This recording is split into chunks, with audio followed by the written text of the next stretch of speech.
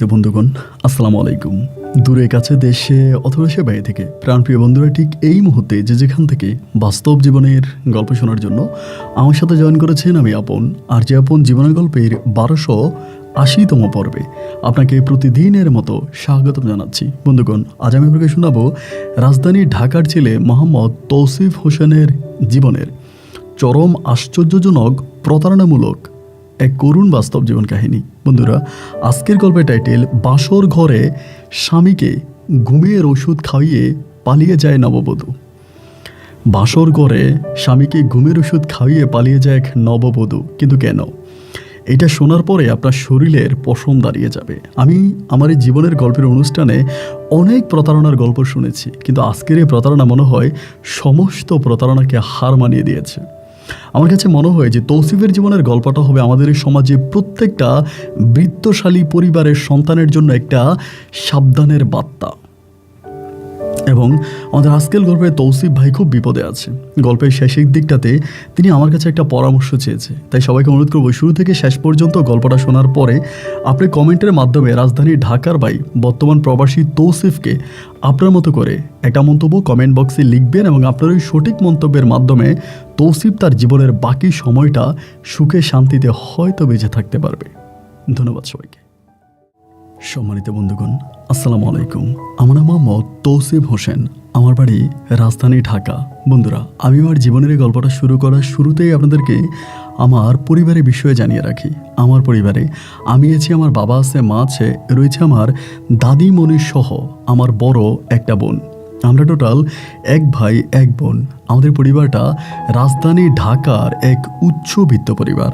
আমার বাবা পেশায় একজন শিক্ষক।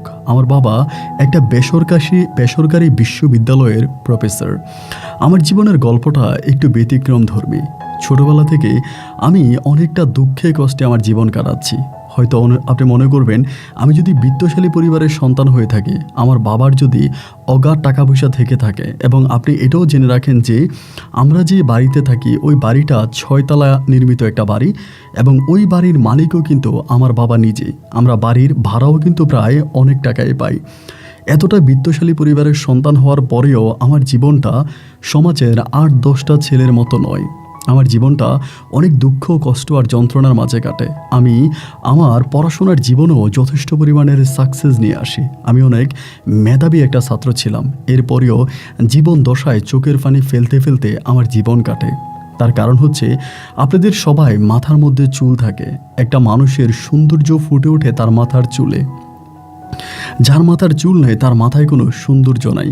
আপনি শুনলে অবাক হয়ে যাবেন যে ছোটোবেলা থেকে, জন্মের পর থেকে আমার মাথায় কখনো চুল ওঠেনি।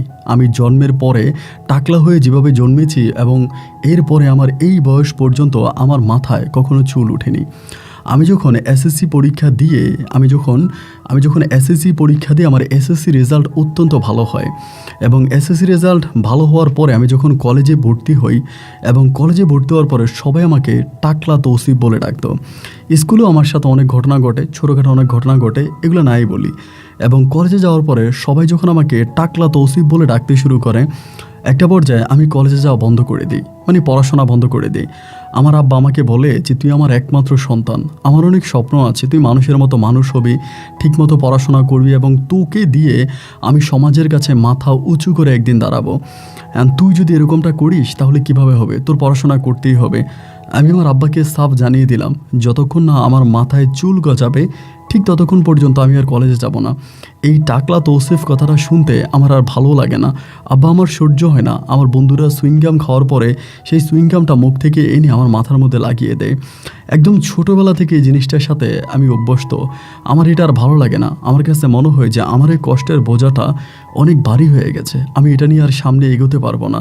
হয় আমার মাথায় চুল গজাবে, আর না হয় আমি বাসায় বসে থাকবো। এরকম করে দীর্ঘদিন কেটে গেল। ইতিমধ্যে কিন্তু আমার পরিবার আমাকে অনেক জায়গায় অনেক ডাক্তার দেখিয়েছে, অনেক জায়গায়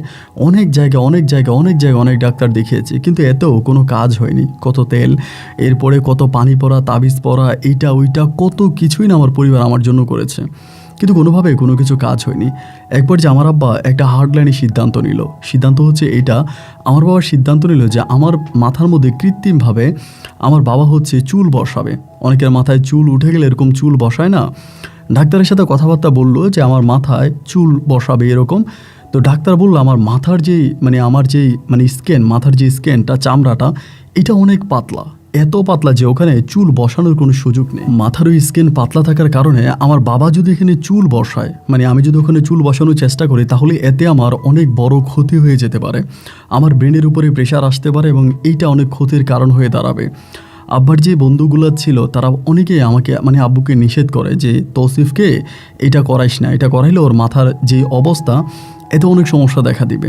যার জন্য বিদেশে নিয়েও আমার মাথায় চুল স্থানান্তর করা গেল না। পরিবারের মাঝে আমার বড় বোনের তখন বিয়ে হয়ে যায়, বরাবর বিয়ে হয়ে যায়। তো পরিবারের মধ্যে শুধু আমি, মা, বাবা আর আমার দাদিমণি ছিলাম।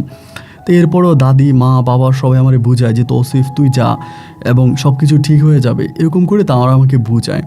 এবং তাদের ওই বুঝ নেওয়ার পরে একটা পর্যায়ে আমি আবারও কলেজে যেতে শুরু করি। আমাকে অনেকে অনেক কথা বলে, তারপর আমি কলেজে পড়াশোনা করি। স্কুল জীবন থেকেই না আমি কোনো মেয়ের সামনে কখনোই দাঁড়াতাম না। কোনো মেয়ে যদি আমার সাথে কথা বলতে যেত, আমি 24 ঘন্টা মাথায় ক্যাপ পরে রাখতাম। আমার সমস্যা হচ্ছে মাথায় যখন আমি ক্যাপ পরে রাখতাম আমার মাথা প্রচণ্ড ব্যথা করতো। একে তো মাথায় চুল ছিল না, তার উপরে মাথা কোনোভাবে আমি ঢেকে থাকতে পারতাম না। আমি যদি মসজিদে টুপি পরেও যাইতাম, টুপিটা খোলার পরে আমার মাথাটা প্রচণ্ড লাল হয়ে যেত, একদম লাল হয়ে যেত, মনে হয় যেন এখানে কে মারছে, ঘুষাইছে, এমন একটা অবস্থা। এক পর্যায়ে দেখা গেল যে আমি কোনো মেয়েদের সাথে কথা বলি না, কোনো মেয়েদের সামনে যাই না। সবসময় মেয়েদেরকে দেখলে আমি একটু আড়ালে থাকি এবং ওরা না আমাকে টাকলু বলে ফেলে বা কোনো একটা খোঁটা দিয়ে ফেলে। আর আমিও মোটামুটি, আমার স্বাস্থ্য একটু ভালো ছিল, তো একে তো স্বাস্থ্য ভালো, তার উপরে মাথার চুল নাই। অনেকে আমাকে চাচ্চু বলে, এটা বলো ওইটা বলে, যে যার মতো করে পারতেছে ওভাবেই আমাকে পচাচ্ছে, ওভাবে আমাকে অপমান করতেছে। এরপরও সেই অপমানগুলো সহ্য করে আমি 1 দিন 2 দিন 3 দিন করে পাস করতেছি। এরকম করতে করতে একটা পর্যায়ে আমি ইন্টারমিডিয়েট পরীক্ষা দিই এবং ইন্টার রেজাল্ট আউট হওয়ার আগে আমার এক বন্ধু ছিল ঢাকার পার্শ্ববর্তী কোনো এক জেলায়, আমার ওই বন্ধুর বাড়ি। আমার এই বন্ধুটাও খুব ভালো ছিল, আমার সাথে সম্পর্কটা ওর অনেক ভালো, অনেক মধুর একটা সম্পর্ক। আমার সেই বন্ধুটা ছিল হিন্দু, হিন্দু ধর্মের আমার একটা বন্ধু। ও তখন আমাকে বললো যে ওর বোনের বিয়ে, এবং আমাকে বললো যে আমার বোনের বিয়ে, তুই কি আমার সাথে যাবি আমাদের গ্রামে? তো এখন হিন্দু বিয়েটা অনেক মজার হয়। আমি অনেক সময় মুভিতে, বিশেষ করে হিন্দি যে সিরিয়ালগুলো হয় ওগুলোতে হিন্দু বিয়ে দেখতাম। তো হিন্দু বিয়ের প্রতি আমার একটা আকর্ষণ আছে, আমি হিন্দু বিয়েকে অনেক ভালো লাগে। তাই আমি আমার বন্ধুরে বললাম যে আমি তোর সাথে যাব, তোর গ্রামে তোর বোনের হিন্দু বিয়েতে আমি যাব। যেহেতু 2-3 দিন ধরে হিন্দু বিয়ে হয়, একরকম হিন্দু বিয়ে দেখার একটা ইচ্ছা আমার মনে জাগলো। আমি আমার বন্ধুকে গ্রিন সিগন্যাল দিলাম যে আমি তোর সাথে তোদের পাড়ায় তোর বোনের বিয়ে দেখার জন্য যাব। আমি তখন আমার বাবা মাকে জানালাম। আমার বাবা মা সাফ আমাকে মানা করে দিল যে না, ওখানে যেতে হবে না, কোথায় কোনো অজপাড়া গায়ে তোর বন্ধু কি না কি, তোর কি হয় না হয়। কারণ আব্বা মা আমাকে খুব ভালোবাসতো, আমাকে এত বেশি ভালোবাসতো যে বাবা মায়ের চোখের মনি আমি ছিলাম। এই জন্য তারা সারাক্ষণে আমাকে নিয়ে টেনশনে থাকতো। এত বড় একটা চশমা চোখে পরে থাকতাম, মাথায় ছিল না চুল, আবার স্বাস্থ্যবান মানুষ। আমার আব্বা বলে কি কোথায় কি গিয়ে কোন বিপদে পড়িস, তোর যাওয়ার দরকার নেই। তো দাদিরে ধরছে। আমার আব্বা কিন্তু আমার দাদির কথা অক্ষরে অক্ষরে পালন করে। আমার দাদিরে বললাম যে দাদি, আমার তো কোনো ইচ্ছেই নেই, আমার জীবনের তো কোনো ইচ্ছেই পূরণ হয় নাই, তো আমি একটু একটা হিন্দু বিয়েতে যাব, আমার বন্ধুর বোনের বিয়ে। তো আব্বা আমাকে এখানে কেন বাধা দিচ্ছে, তুমি আব্বার একটু বুঝিয়ে বলো। আলহামদুলিল্লাহ আমার দাদু তখন আমার আব্বারে বুঝিয়ে বললো যে দেখ, ওর মাথায় তো এমনিই চুল নেই, ছোটোবেলা থেকে সবাই ওকে অনজ্ঞা করে, অবহেলা করে, অপমান করে। এরপরে অনেক মেধাবী, আল্লাহকে অনেক মেধা দিয়েছে। একটা কাজ কর, যে তুই এখানে যেতে চায় তুই বাধা দিস না। আমার আব্বাকে মানা করে যে তুই বাধা দিস না, ও যাক। আমার দাদিমা বলার পরে আমার আব্বা তখন বলল যে ঠিক আছে যা, তবে সাবধানে থাকবে। আমার কাছে ওই সময় বাটন সিস্টেম মোবাইল ফোনগুলো ছিল, বাটনের ফোন। ওই বাটনের ফোন নিয়ে তখন ওই অ্যান্ড্রয়েড ফোনগুলো বের হয়নি। আপনার ওই যে বাটন সিস্টেম যে মোবাইল ফোনগুলো ছিল এগুলোই মানুষের হাতে হাতে। তো ওই সময় কিন্তু ফোন অনেক রিয়ার্ড বিষয়, সব ফ্যামিলিতে বা সবার হাতে কিন্তু মোবাইল ফোন থাকে না। ওই সময় আমার আব্বু আমারে বললো যে সবসময় মোবাইল ওপেন রাখবা, কখনো মোবাইল বন্ধ করবা না, যেরকম পরিস্থিতি হোক না কেন মোবাইল খোলা রাখবা। তোমার সাথে যেন আমরা কন্ট্যাক্ট করতে পারি, যোগাযোগ করতে পারি, যোগাযোগ কখনো বিচ্ছিন্ন করবা না। আমি তখন আমার আব্বারে বললাম যে ঠিক আছে আব্বু, এটা নিয়ে তুমি টেনশন করো না, আমি সবসময় মোবাইল ফোন খোলা রাখবো। যাই হোক, এরকম সময়ের পরিবর্তে একটা সময়ে আমি আমার বন্ধুর সাথে গ্রামের দিকে রওনা দিলাম। দেখেন, আমি আমার জীবনে গ্রামে খুব কম গিয়েছি, খুবই কম গিয়েছি, এবং গ্রামটা আমার কাছে খুব ভালো লাগে। গ্রামের খোলামেলা পরিবেশ, গ্রামের মানুষ, গ্রামের শীতল বাতাস, বিশেষ করে একেবারে খোলামেলা মাঠের পাশে আপনার যে বটগাছগুলো হয়, বটগাছের নিচে বসে গ্রামের শীতল বাতাস খাওয়ার মজাটাই না আলাদা। এরকমভাবে বাংলার মেঠো পথ ধরে যখন গাড়িটা হেঁটে যাচ্ছিল, গাড়িটা যখন যাচ্ছিল, আমার ভিতরটায় তখন আনন্দে তুই তুম করতেছিল। আমি গ্রামে যাব, আমি গ্রাম দেখব, আমার বন্ধুর বোনের বিয়েতে যাব, এটা তখন আমার ভিতরে এক অন্যরকম শান্তির জন্ম দিচ্ছিল। একটা পর্যায়ে বাসটা ওদের ওই গ্রামের এরিয়াতে গিয়ে পৌঁছালো, এবং আমি আর আমার বন্ধু সেখান থেকে নামলাম। এবং নামার পরে আমি আমার বন্ধুকে নিয়ে সেই ওদের হিন্দু পাড়াতে গেলাম। এবং হিন্দু পাড়াতে যাওয়ার পরে আমার বন্ধুর বাড়িতে আমি যখন গিয়েছি, আসলে কি বলবো, ওই বাড়িতে যাওয়ার পরে আমার বন্ধুর যে বাবা মা ছিল, ইনারা আমার সাথে আপনি আপনি করে কথা বলতেছে। এবং আমার বন্ধু, আমার যে হিন্দু বন্ধু আছে, ওর বাবা বলতেছে যে আপনি যে একজন শিক্ষক আসছেন আমার ছেলের বিয়ে, আমার মেয়ের বিয়েতে, আমার ছেলের সাথে আমি খুব খুশি হয়েছি। মানে ওর বাবা মনে করে যে আমি ওর শিক্ষক, মানে ও যে ইউনিভার্সিটিতে পড়াশোনা করে বা ও যে কলেজে পড়তো আমি সেই কলেজের শিক্ষক, এটা মনে করে। তারপর আমি আমার বন্ধুরে বললাম যে দোস্ত দেখ, তোর আব্বু তো এরকম এরকম করে বলতেছে।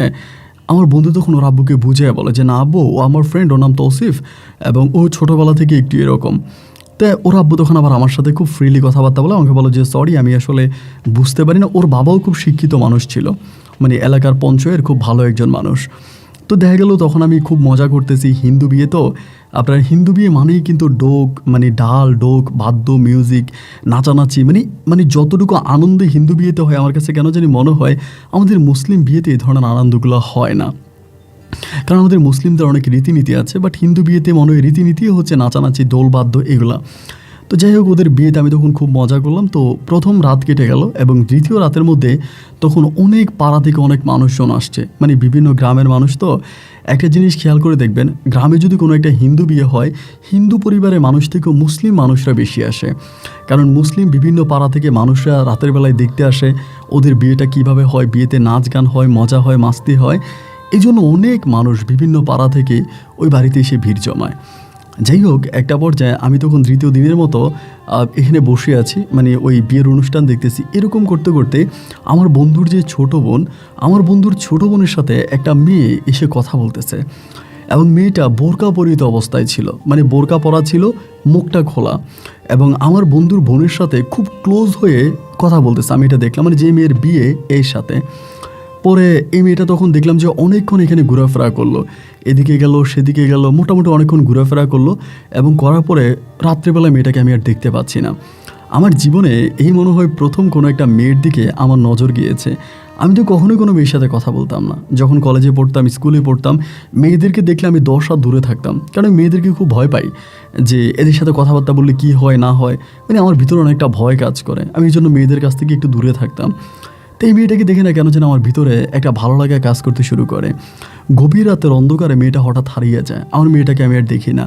এবং না দেখার পরে আমার বন্ধুর সাথে তখন আমি ঘুমাইতে গেলাম পরে আমি বন্ধুরে বললাম যে দোস্ত, একটা কথা বলি। বলে বল। আমি বললাম আজকে তোর বোনের সাথে এরকম লম্বা করে, মানে ফর্সা একটা মেয়ে তোর বোনের সাথে কথাবার্তা বললো বোরকা পরিহিত অবস্থায়। আচ্ছা, তোদের হিন্দু ধর্মে কি বোরকা পড়ে? ও তখন আমাকে বলেছে না, আমাদের হিন্দু ধর্মে তো বোরকা পড়ে না। আমি বললাম তাহলে কি মেয়েটা মুসলিম ছিল? বলে তুই কার কথা বলতেছিস? মুসলিম তো অনেক মেয়েরাই আসছে, অনেক মেয়েরাই তো এখানে আসছে, অনেক মেয়েরাই তো দুষ্টমি করছে আমার বোনের সাথে। কারণ আমার বোনের মানে যত বান্ধবী আছে সব মেয়েরাই হিন্দু, মানে হিন্দু মেয়েদের সাথে আমার বোনের মানে সম্পর্ক অনেক ভালো। মুসলিম, সব মেয়েরাই মুসলিম মেয়েদের সাথে আমার বোনে বেশি মিশত। তখন আমি বললাম যে মেয়েটার মুখের বর্ণনা দিলাম যে এরকম এরকম। আমার বন্ধু বলে দেখ, আমাদের পাড়ায়, মানে আমাদের যে মুসলিম পাড়া আছে বা হিন্দু পাড়া আছে, তার মধ্যে সবচেয়ে সুন্দর মেয়ে হচ্ছে শিখা, এবং তুই যার বর্ণনা দিচ্ছিস সে মনে হয় শিখা হবে। তো এটা বলে, এবং আমরা তো ঘুমাইতে গেলাম দিনের বেলায়, কারণ সারা রাতে তো হচ্ছে মজা মাস্তি হলো। এবার আমার বন্ধু তখন একজনে ডাক দিল, একটা হিন্দু মেয়েরে ডাক দিয়ে বলতেছে গিরে কালকে রাত্রে কি শিখা আসছিল? ওই মেয়েটা বলে হ্যাঁ আসছিল। তো বলে শিখা কি বোরকা পরে আসছিল? ওই মেয়েটা বলে হ্যাঁ, শিখা আপু বোরকা পরে আসছে। এটা বলার পর আমার বন্ধু তখন আমাকে বলতেছে তৌসিফ, এটা হচ্ছে শিখা, এটা একটা মুসলিম পাড়ার মেয়ে, ওর বাবা প্রাক্তন মেম্বার, আগে মেম্বার ছিল, এরকম প্রাক্তন মেম্বার, এবং ও আমাদের পাশের পাড়ার মেয়ে। কেন, তোরে কিছু বলেছে? আমি বললাম, না আমার কিছু বলে নাই, কিন্তু কেন জানি মেয়েটার আমার খুব ভালো লেগেছে বন্ধু। এটা বলার পর না আমার বন্ধু তখন খাট থেকে লাফ দিয়ে বসে গেল। বসে বলতে, স্যার তৌসিফ তুই কী বলিস? আমি তখন চশমাটা চোখ থেকে খুলে আমার কাপড় দিয়ে পরিষ্কার করে আবার চোখে দিয়ে বললাম, হ্যাঁ রে বন্ধু, এই মেয়েটারে আমার বড্ড ভালো লেগেছে। আমার বন্ধু বলে, দেখ জীবনে এই প্রথম তোর সাথে আমার বন্ধুত্ব আজকে বহু বছর, এই প্রথম তোর মুখে কাউকে ভালো লাগতে শুনেছিলাম। তোর ভিতর যে ভালো লাগার মতো একটা মন আছে, আমি তো সেটাই ভুলে গিয়েছিলাম। তুই যে কাউকে ভালোবাসতে পারিস এটাই তো আমার জানা ছিল না। আমার বন্ধু তখন আমাকে বলে, এই মেয়েটাকে ভালো লাগে, তার সাথে প্রেম করবি? আমি তখন বললাম, দোস্ত তুই তো দেখিস আমার শরীরের অবস্থা, আমার মতো ছেলের সাথে কেউ কোনোদিন প্রেম করবে? আমার বন্ধু বলে, আরে প্রেম তো হয় মন থেকে, শরীর থেকে নয়। আমি বললাম, আমার মাথায় চুল নেই, তার উপরে আমি এত মোটা এক চশমা পরে থাকি, শরীরে আমার চর্বিতে ভরা, আমার মতো একটা ছেলেরে কি কোনো মেয়ে ভালোবাসতে পারে? আমার বন্ধু তখন বলে, দেখ তুই এরকম করে বলিস না, এই মেয়েটা অনেক ভালো, মেয়েটা দেখতে শুনতেও ভালো, এবং আমাদের পাড়াতে মেয়েটা অনেক ভদ্র আছে। আমি চেষ্টা করবো মেয়ের সাথে তোর সম্পর্ক করাই দেওয়ার জন্য। আমার বোনের বিয়েটা শেষ হোক, বোনের বিয়ে শেষ হলে পরে তুই থাকিস, আমি এই মেয়ের সাথে তোর কথা বলাই দিব। আমি তখন আমার বন্ধুরে বললাম, যদি এই মেয়েটাকে আমি পাই তবে আল্লাহর কাছে দুনিয়া তার কিছুই চাই না, এরকম একটা মেয়ে যদি আমার বউ হয় আমার সারা জীবনের স্বপ্ন সাধন হবে। যাই হোক, বন্ধুর সাথে কথাবার্তা বললাম, এবং আমার বন্ধুর বোনের বিয়ের মধ্যেই মেয়েটা আবারও আসে। এর পরের দিনে আবারও আসে, এবং আসার পরে আমার বন্ধু তখন আমার সাথে কথা বলাই দেয়, মেয়েটাকে চেয়ারে বসায় এবং বসিয়ে বলতেছে, তৌসিফ ওর সাথে গল্প কর, তোর ভালো লাগবে, তোর তো একা একা লাগে, তোর ভাল লাগে না, ওর সাথে কথাবার্তা বল, তোর ভাল লাগবে। এরকম করে মেয়েটারে বসাই দিল, এবং বসাই দেওয়ার পরে আমি তখন মেয়েটার পাশে এসে বসে আছি, কিছু বলি না। মেয়েটা আমার দিকে তাকাচ্ছে বারবার, আমি আর চোখে চোখে মেয়েটার মুখের দিকে তাকাচ্ছি, আমার দিকে বারবার তাকাচ্ছে। তাকায় কিছুক্ষণ পর আমরা বলতেছে, আচ্ছা আপনার কি শহরের সব ছেলেগুলো ফার্মের মুরগির মতো, সবাই কি একরকম? আমি ভাবলাম আমি তো একটু মোটা, মনে হয় এই জন্য বলতেছে। আমি বললাম যে তুমি আমাকে এরকম করে কেন বলতেছো, মানে আমি যে মোটা এই জন্য? বলে, না মোটা তো মানুষ হতেই পারে, কিন্তু আপনি এরকম কেন, জিমাচ্ছেন কেন?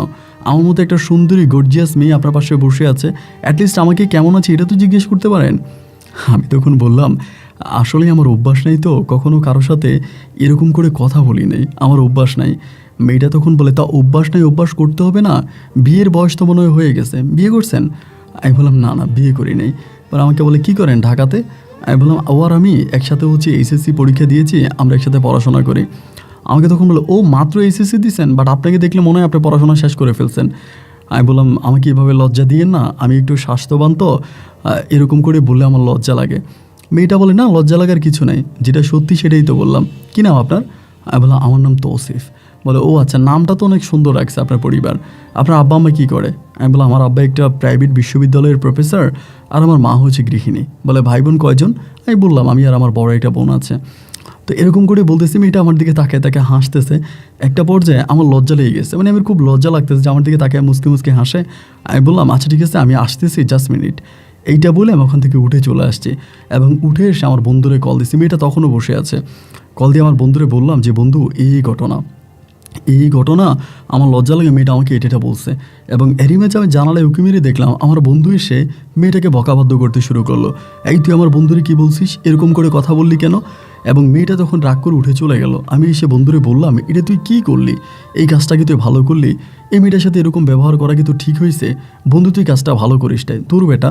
ওরে বুঝাইলাম সুজাইলাম, এবং এরপরে আমার বোনের বিয়ে মোটামুটি শেষ হয়ে গেল। এই মেয়েটা আর আসলো না, এবং না আসার পরে একদিন হলো কি, মানে আমার বন্ধুর বোনের বিয়ে শেষ হবার পরেও আমি ওখানে আরও 2-3 দিন থাকলাম। এবং একদিন হলো কি, ওদের উঠানের মধ্যে বসে আছি, এমতো অবস্থার ভিতরে একটা ঘুড়ি উঠতেছে, ওদের বাড়ির উঠানে একটা ঘুড়ি উঠতেছে।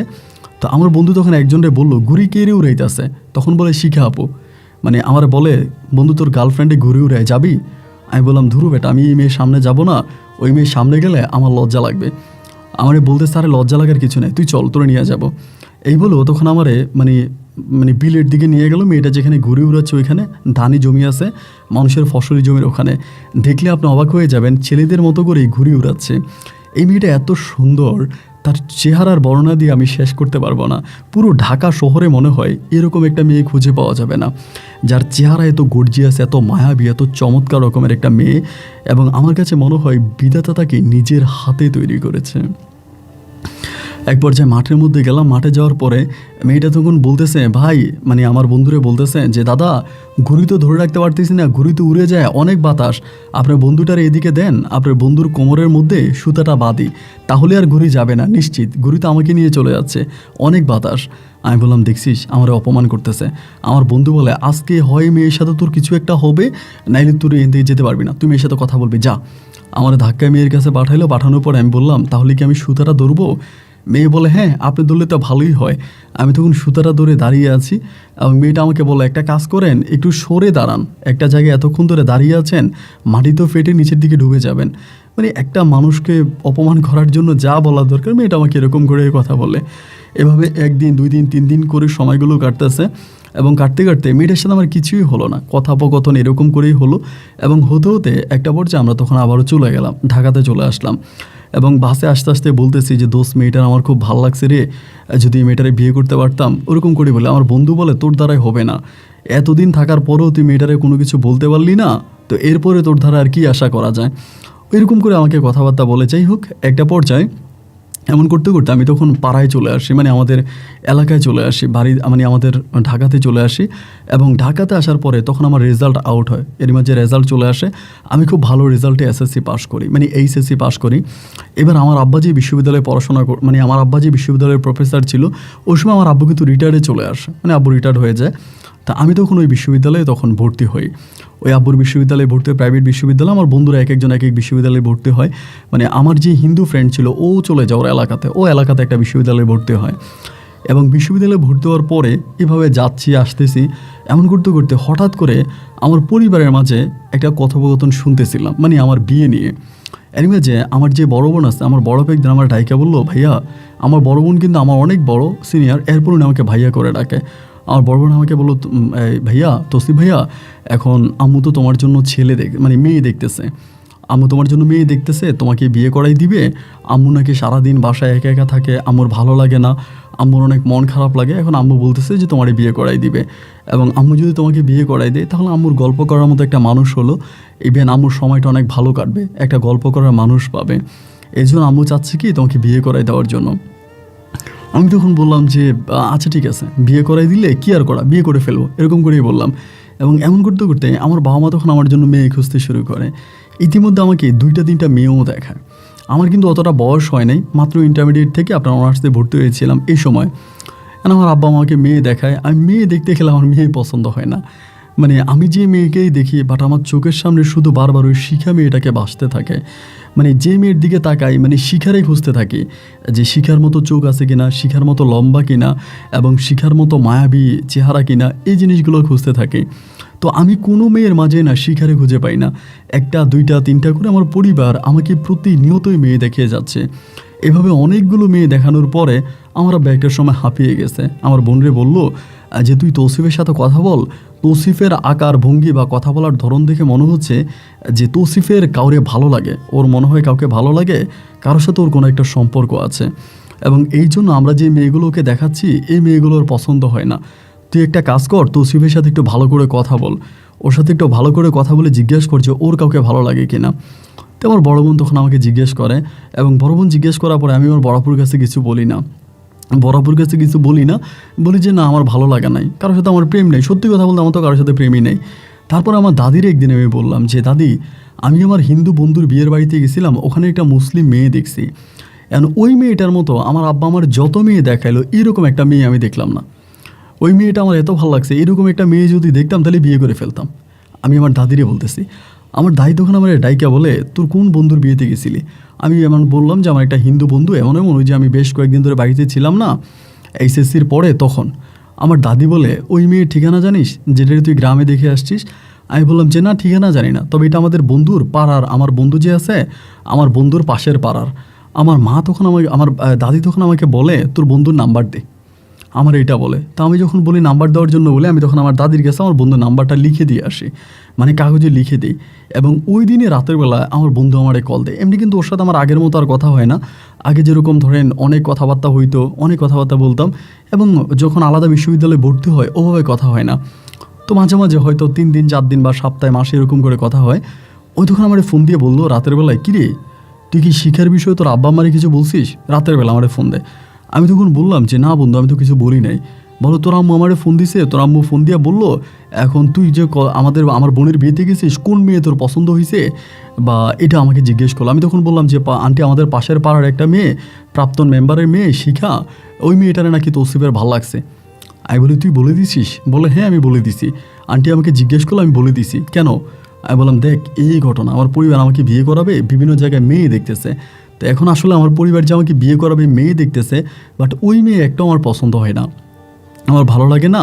যার জন্য আমি দাদির এটা বললাম যে আমার বন্ধুর বোনের বিয়েতে গেছিলাম, ওইখানে যেরকম একটা মেয়ে দেখছি ওই রকম মেয়ে যদি পাইতাম তাহলে আমি বিয়ে করতাম।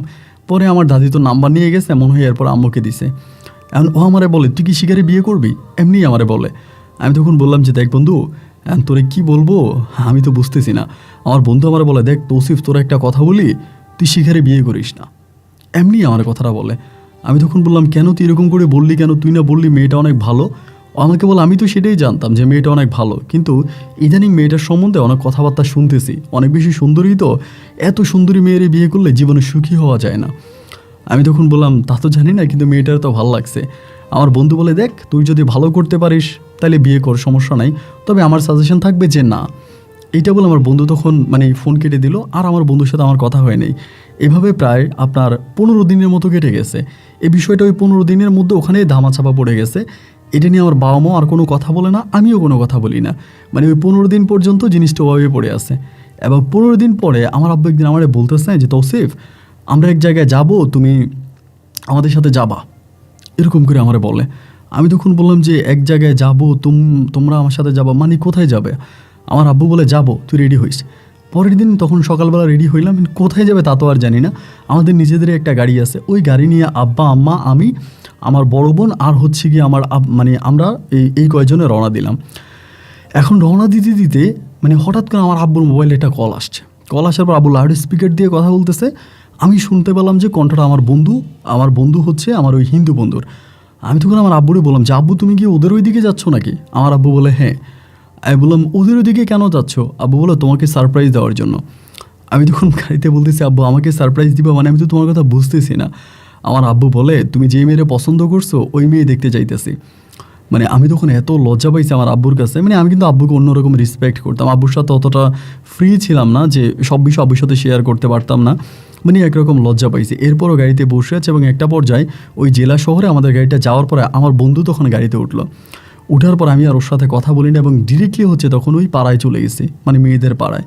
এবং যাওয়ার পরে গাড়ি থেকে নামার পরে দেখলাম যে মেয়ের পরিবারে আমাদের জন্য খাওয়া দাওয়ার বিশাল আয়োজন করছে এবং অনেক আপনার হাঁস জবাই এইটা করে মোটামুটি গ্রামীণভাবে অনেক আয়োজন। মেয়ের বাবারও অনেক বিল্ডিং দেখলাম, মোটামুটি গ্রামের মধ্যে ভালো অবস্থানে আছে। পরে খাওয়া দাওয়া করলাম। খাওয়া দাওয়া করার পরে মেয়ের বাবা বলতেছে, আমার আব্বু বলতেছে যে আমরা এবার মেয়েটা দেখে ফেলি, কারণ আমরা তো আবার ঢাকায় ব্যাক করব। পরে মেয়ে দেখালো, মেয়েরও রেডি করে আনলো। ওই তো এমনিই সুন্দরী, আরও সাজানোর পরে মনে হচ্ছে একটা গোলাপের মাথায় ঘোমটা দিয়ে আমার সামনে নিয়ে আসছে, এরকম মনে হচ্ছিল, এত সুন্দর লাগতেছে। আমি মেয়েটার দিকে তাকায় আছি। পরে আমার আব্বা বলে কি পছন্দ হয়েছে? আমি বললাম ও তো আমার আগ থেকেই পছন্দ। এবার এরকম করে আমার আব্বা তখন মেয়ের পরিবারে বললো যে আপনারা কবে যাবেন? আমরা চলে যাচ্ছি, আমাকে ফোনের মাধ্যমে জানাই দিন যে আপনারা কবে যাবেন, এবং আপনারা যেদিন যাবেন ওদিন আমরা বিয়ের দিন তারিখ ঠিক করে ফেলবো। আমরা যাবো, আপনারা যেদিন যাবেন ওইখানে বিয়ের দিন তারিখ ঠিক করব। এই কথা বলার পরে আমি তো তখন খুশিতে টুইটম্বর, আলহামদুলিল্লাহ, আমি যারা পছন্দ করতেছি বা পছন্দ করি তার সাথে আমার বিয়ে ঠিক হইতেছে, এর থেকেও খুশির সংবাদ আমার আর কিছু হতে পারে না। এবং এরপরে তখন বাড়িতে আসি, আমাদের ঢাকাতে আসি। ঢাকাতে আসার পরে এভাবে 1 দিন 2 দিন 3 দিন কাটতেছে। এরকম করতে করতেই একটা পর্যায়ে আমি খেয়াল করে দেখতেছি আমার পরিবারের মানুষগুলো কেমন জানি একটু অন্যরকম হয়ে গেছে। সবার একটু মন খারাপ, একটু মন খারাপ, মন খারাপ। আমি বুঝতেছি না কেন মন খারাপ কেন। এবং এভাবে কয়েকদিন কাটার পরে একদিন কেউ আর কোনো কথা বলে না, কিন্তু সবাই একটু চুপ হয়ে গেছে। একটা দিন কয়েকদিন পর আমি দাদিরে বললাম কি ব্যাপার দাদি, আমার ওই দিন নিয়ে গেল গ্রামের মধ্যে মেয়ে দেখানোর জন্য, মেয়েও দেখলাম, কথাবার্তাও হলো, মেয়েও আমার পছন্দ হইলো, এবং এরপরে মেয়ের পরিবারে আসার কথা, মেয়ের পরিবার কবে আসবে? আমার দাদি বলে মেয়ের পরিবার আসবে না। আমি বললাম কি বলো দাদি, মেয়ের পরিবার আসবে না কেন মেয়ের পরিবার আসবে না? আমি তো মেয়ের সাথে কথাবার্তা বলে ওখানে সব কিছু ঠিকঠাক করে আসলাম, মেয়ের পরিবার আসবে। আমার আব্বাকে বললো ওরা কবে যাবে, ফোন দিয়ে জানাবে। আমার দাদি বলে হ্যাঁ তারা ফোন করেছিল, তারা ফোন করে বলেছে তাদের মেয়ে রাজি না। আমি বললাম মেয়ে রাজি না? কেন রাজি না? আমার দাদি বলে, নাতি রে, তোরে বললি তুই কষ্ট পাবি, আমি নাই বলি। আমি বললাম, না দাদি তুমি বলো, আমি কষ্ট পাবো না, মানে আমার কাছে বলো কি হয়েছে। আমার দাদি তখন বলে, মেয়ে তোরে দেখে পছন্দ করে নাই। মেয়ে বলে, টাকা পয়সা থেকে কী হবে, তোর মতো ছেলের কাছে বিয়ে বসবে না। এবং মেয়ে বলতেছে তার বাপ মাই যদি জোর করে তোর কাছে বিয়ে দেয় তাহলে মেয়ে আত্মহত্যা করবে। মানে আমার তখন এত কষ্ট হয় ভাই, আমি কি বলবো আপনাকে, বলে বোঝাতে পারবো না। আমার জীবনে মনে হয় ওই দিনটা আমি কোনোদিনও ভুলতে পারবো না। মানে আমার সমস্ত স্বপ্নগুলো তখন ভেঙে যায়। বিশ্বাস করে আমি এরপরে জিমে ভর্তি হয়ে গেছি। এই ঘটনার যেদিন ঘটছে এর পরের দিনে আমি জিমে ভর্তি হয়েছি। আমি 2 ঘন্টা 2.5 ঘন্টা করে জিম করতাম, এরকম করতাম, কিন্তু আমি স্বাস্থ্য কমাতে পারতাম না, মানে আমার শরীর কমাতে পারতাম না। বিকজ আমি একটা রোগের মধ্যে ছিলাম, আমার শরীরে একটা রোগ ছিল, যার কারণে আমি স্বাস্থ্য কমতো না, মানে আমি খাবার কন্ট্রোল করতে পারতাম না, আমার খাবার খেতে হতো। এরকমভাবে সময়টা কাটতে কাটতে একটা পর্যায়ে আমার পরিবার তখন সিদ্ধান্ত নিল তারা আমাকে উন্নতরে বিয়ে করাই দিবে, আমাকে উন্নতরে বিয়ে করাবে। এরকম করে তারা তখন মেয়ে খুঁজতেছে। এই মেয়ে যেহেতু এরকম করছে, বা এই মেয়ে যেহেতু আমার কাছে বিয়ে বসবে না, তারা উন্নতরে আমার জন্য মেয়ে খুঁজতেছে। আমি বলি আমি বিয়ে করব না। আমি বলতেছি যে না, আমি বিয়ে করব না, তোমরা উন্নতরে মেয়ে খোঁজো, তাতে কী হয়েছে, আমি বিয়ে করব না। আমার এই মেয়েকে যেহেতু বিয়ে করতে চাইছি, ওর যেহেতু বিয়ে হয় না, আমি বিয়ে করব না। মানে আমি আর বিয়ে করি নাই, এবং বিয়ে না করে আমার পরিবার আমাকে চেষ্টা করেছে বিয়ে করানোর জন্য, কিন্তু আমি করি নাই। ঠিক তার 3 মাস পরে এই মেয়ের পরিবার যখন প্রত্যাখ্যান করে দিল, তার 3 মাস পরে একদিন হঠাৎ করে আমার এই নাম্বারে একটা আননোন নাম্বার থেকে কল আসে। আমি কলটা রিসিভ করার পরে আমারে বলতেছে যে ভালো আছেন। যখন ভালো আছেন কথাটা বললো, আমাকে তো সচরাচর কখনো মেয়েরা কল দেয় না, মানে কোনো মেয়ে তো আমাকে কল দেয় না, এটা কি আমারে কল দিল। আমার কোনো ক্লাসমেট মেয়েও, কিন্তু আমার কোনো মেয়ে ফ্রেন্ড নাই, এমনি মেয়ে ক্লাসমেট আছে কিন্তু কোনো মেয়ে বান্ধবী নাই যে আমার নাম্বারে কল দিতে পারে। পরে আমি বললাম, আপনি কে? বলে, আমি শিখা। যখন শিখা কথাটা বললো ভাই, মনে হয় বুকের মধ্যে আগুন জ্বলে গেছে। আমি বললাম, আপনি আমার নাম্বার কোথায় পাইছেন? আমার নাম্বার তো আপনার পাওয়ার কথা না। বলে, দাদার কাছ থেকে নিছি। আমি বললাম, আমার বন্ধুর কাছ থেকে? বলে, হ্যাঁ। তো আমি বললাম, কেন ফোন করেছেন? অপমান করার জন্য? বলে, না, অপমান করার জন্য ফোন করি নাই, ফোন দিয়েছি একটা কথা বলার জন্য। আমি বললাম, ঠিক আছে, কি বলবেন বলেন। তো মেয়েটা আমাকে বলতেছে, ভাই আমি সরি। আমি তখন বললাম, সরি কেন? বলছে, না আসলে আপনি কি এভাবে আপনার পরিবারকে অপমান করা, আপনাকে অপমান করা, আমার এটা ঠিক হয়নি, আমার এটা ভালো হয়নি। আল্লাহ তো সবাইকে তার মতো করেই সৃষ্টি করেছে, মানে আল্লাহ তো সবাইকেই আল্লাহ নিজ হাতে বানিয়েছে, এবং আল্লাহ সবাইকে অনেক ভালোবাসে, তার প্রতিটা বান্দাকে। তো আল্লাহ আপনাকে যেরকম বানাইছে আপনি তো সেরকমই হয়েছেন, এবং কেন আমি আপনাকে এইভাবে অপমান করলাম, আমার নিজের কাছে অনেকটা গিল্টি ফিল হচ্ছে। আমি বললাম, আচ্ছা বাদ দেন, সমস্যা নাই, আমি যেমন আমার মতো ছেলে আপনার পছন্দ হয় নাই, এখন আর কি বলবেন। পরে বলে, আপনি কি বিয়ে করছেন? আমি বললাম যে না, আমাকে আমার পরিবার এরপরে বিয়ে করানোর জন্য অনেক চেষ্টা করছিল, বিভিন্ন জায়গায় মেয়েটাই দেখছিল, কিন্তু আমি বিয়ে করি নাই। তা আমাকে বলতেছে, কেন বিয়ে করলেন না কেন? আমি বললাম, না বিয়ে করি নাই, এমনিই করি নাই, শরীর কমানোর জন্য জিম করতেছি, স্বাস্থ্য কমাচ্ছি, এবং অনেকটা কমে গেছে। পরে আমাকে বলে, তাই নাকি, আপনি ভালো হয়ে গেছেন? তা আপনি যদি স্বাস্থ্য কমে যায়, ঠিক হয়ে যায়, তাহলে তো আমি আপনাকে বিয়ে করব। তা আমি বললাম, দেখেন দুষ্টুমি করবেন না তো। বলে, না দুষ্টুমি করতেছি না, আপনি কি ঢাকায় আছেন? আমি বললাম, হ্যাঁ আমার বাসা ঢাকায়, তো আমি ঢাকায় তো থাকবো। আমাকে বলে, তাহলে কি আপনার সাথে একটু দেখা করা যায়? আমি বললাম, আপনি কোথায়? মেয়েটা বলে, আমিও ঢাকায় আসছি। আমি বললাম, ঢাকায় কোথায় আসছেন? বলে, আমি একটা রিলেটিভের বাসায়। পরে আমি বললাম, রিলেটিভের বাসা কই? পরে বাসার ঠিকানা দিল, দেখলাম যেটা আমাদের বাসার মোটামুটি কাছাকাছি। পরে আমি বললাম, এটা তো আমাদের বাসার এরিয়ার মধ্যেই পড়ছে। বলে, তাহলে ভাই প্লিজ একটু দেখা করি, একটা রেস্টুরেন্টে একটু দেখা করি, চলেন। আমি তখন বললাম, ঠিক আছে করা যায়, কখন করবেন? বলে, রাত্রে 7টার দিকে। তো আমি বললাম, আপনি কি আমাদের এদিকে আসবেন নাকি আমি আপনাদের ওইদিকে যাব? বলে, না ভাই আপনি আমাদের এদিকে আসেন। পরে একটা রেস্টুরেন্টের লোকেশন আমাকে দিল। আমাকে বলে, আপনি কিন্তু দাদারে জানাইয়েন না, মানে আপনি যে আমার সাথে দেখা করবেন এটা কিন্তু দাদাকেও বললেন না, আপনার পরিবারে কাউরিও বললেন না। আমি বললাম, আচ্ছা ঠিক আছে, বলবো না। এরপরে আমি মেয়েটাকে দেখা করার জন্য ওই রেস্টুরেন্টে যাই, এবং সন্ধ্যা 7টার আগে আমি পৌঁছে যাই। এবং এরপরে মেয়েটা আসে এবং তার সাথে তার একটা বান্ধবী আসে। আসার পরে মেয়েটা বসে আমার দিকে তাকায় আছে, এবং মানে এত সুন্দর লাগে মেয়েটার ভাই, একটা লাল জামা পরছে, মানে অসম্ভব রকমের সুন্দর লাগে। আমি তো এটা মুখের দিকে তাকিয়ে আছি। পরে আমাকে বলতেছে, আপনি ফোনে যা বলেছেন তা তো ঠিকই আছে, আপনার স্বাস্থ্য তো অনেক কমে গেছে, আপনাকে তো দেখলে চিনেই যায় না, আপনি অনেক স্লিম হয়ে গেছেন। আমি বললাম, ও আচ্ছা বাদ দেন, ঠিক আছে। পরে অনেকক্ষণ কথাবার্তা বলে রেস্টুরেন্টে খাওয়া দাওয়া করলাম। ওর বান্ধবী ছিল, বান্ধবীর সাথে পরিচয় করাই দিল। এরপরে মেয়েটা চলে গেল ওখান থেকে। আমি রাত প্রায় 7:30 8টার দিকে তখন বাসায় চলে আসি। 8টা বলতে 8:30 বেজে যায়। বাসায় আসি, তারপর সবার সাথে গল্প টল্প করে ঘুমাতে যাই। রাত্রে আনুমানিক 12টার কাছাকাছি আমাকে এই মেয়েটা আবারও ফোন দেয়, মানে শিখা, এবং ফোন করে বলতেছে কি করেন। আমি বললাম কিছু করি না, বাসায় এই তো শোয়ার জন্য রেডি হচ্ছিলাম। পরে বলে এখনই শুয়ে যাবেন। আমি বললাম হ্যাঁ। বলে প্রেম করেন না? আমি বললাম না, আমি তো প্রেম করি না। বলে প্রেম করেন আমার সাথে? আমি বললাম এটা কী বলতেছেন আপনি একটু পরপর? বলে চলেন না একটু প্রেম করি, এরকম করেই বলে। আমি বললাম দেখেন আপনি মনে হয় আমার সাথে দুষ্টমি করতেছেন, এরকমটা আমার সাথে কইরেন না, আমি না অনেক ইমোশনাল আপনার প্রতি। বলেন না না না একটু প্রেম করি চলেন। এরকম করে মেয়েটাতে আমার সাথে অনেক দুষ্টামি করে বলে কি কিছু সিরিয়াস কথা বলি। আমি বললাম হ্যাঁ বলেন। মেয়েটা আমাকে বলে আমার স্বপ্ন ছিল কি জানেন, আমি যাকে বিয়ে করব তার সাথে আমি আগে জুটিয়ে প্রেম করব, তার সাথে জুটিয়ে প্রেম করব, তারে পছন্দ করব, তারে ভালো লাগবে, তারে ভালোবাসবো এবং ভালোবাসা থেকে আমি বিয়ে করব। এইরকম একটা স্বপ্ন আমার ছিল। হুটহাট করে কোনো ছেলেকে বিয়ে করার মতো কোনো প্ল্যানিং আমার মাথায় ছিল না, যার জন্য আমি আপনার সাথে প্রেম করি, আপনি আমার সাথে প্রেম করবেন, যদি আমাদের দুজনের মন মানসিকতা একরকম হয়ে যায় তাহলে আমি আপনাকে বিয়ে করে ফেলবো। আমি তখন বললাম দেখেন আমি জীবনে কখনো প্রেম করি নাই, আর প্রেম কিভাবে করে এটা আমি জানিও না। আমাকে বলে আমি আপনাকে শিখিয়ে দিব কীভাবে প্রেম করতে হয়, আপনি শুধু আমার সাথে কথা বলবেন। এভাবে প্রায় প্রতিদিন রাতে মেয়েটা আমাকে ফোন দিত। আমি 2 ঘন্টা 3 ঘন্টা করে ওর সাথে কথা বলতাম, এবং ও যথেষ্ট পরিমাণে দুষ্ট প্রকৃতির একটা মেয়ে ছিল, মানে অনেক দুষ্ট ছিল। এত দুষ্ট ছিল যা বলার মতো না, মানে এত দুষ্ট ছিল। তো দুষ্টমি করতো, দুষ্টমি করে করে আমার সাথে কথা বলতো, আমি ওর সাথে কথা বলতাম। মানে একরকম আমার কাছে মনে হয় আমি এই মেয়েটার প্রতি অনেক দুর্বল হয়ে যাই, মানে এতটাই দুর্বল হয়ে যায় মেয়েটার প্রতি, আমি আর কোনো কিছুই নিতে পারতেছিলাম না। মানে ও আমাকে ফোন না দিলে আমার কষ্ট হয়। এরকম করতে করতে মেয়েটা তখন আবার গ্রামে চলে যায়, ওদের গ্রামে চলে যায়, এবং ওদের গ্রামে চলে যাওয়ার পরে আমারে বলে যে আপনি ঢাকায় মানে আমাদের এলাকায় আসেন, আপনার সাথে দেখা করব। আমি আমার যখন বলতো আমার যতই কাজ থাকুক যাই থাকুক আমি ঢাকায় চলে যেতাম, মানে ওদের এলাকায় চলে যেতাম সে দেখা করার জন্য। বিভিন্ন রেস্টুরেন্টে এখানে ওইখানে গাড়ি দিয়ে দেখা করতাম এবং ওদের গিফট কিনে দিতাম এইটা ওইটা। এবং এরকম করতে করতে আমার কাছে মনে হলো যে মোটামুটি মেয়েটার সাথে আমার একটা প্রেম হয়ে গেছে, মানে আমরা দুজনকে ভালোবেসে ফেলেছি। ওই আমাকে ফোন দেয়, আমার খোঁজ খবর নেয়, আমার টেক কেয়ার করে, আমাকে বিভিন্ন ডেগুলোতে উইশ করে, আবার আমিও তাকে ওভাবে কল দিচ্ছি, তার সাথে কথাবার্তা বলতেছি।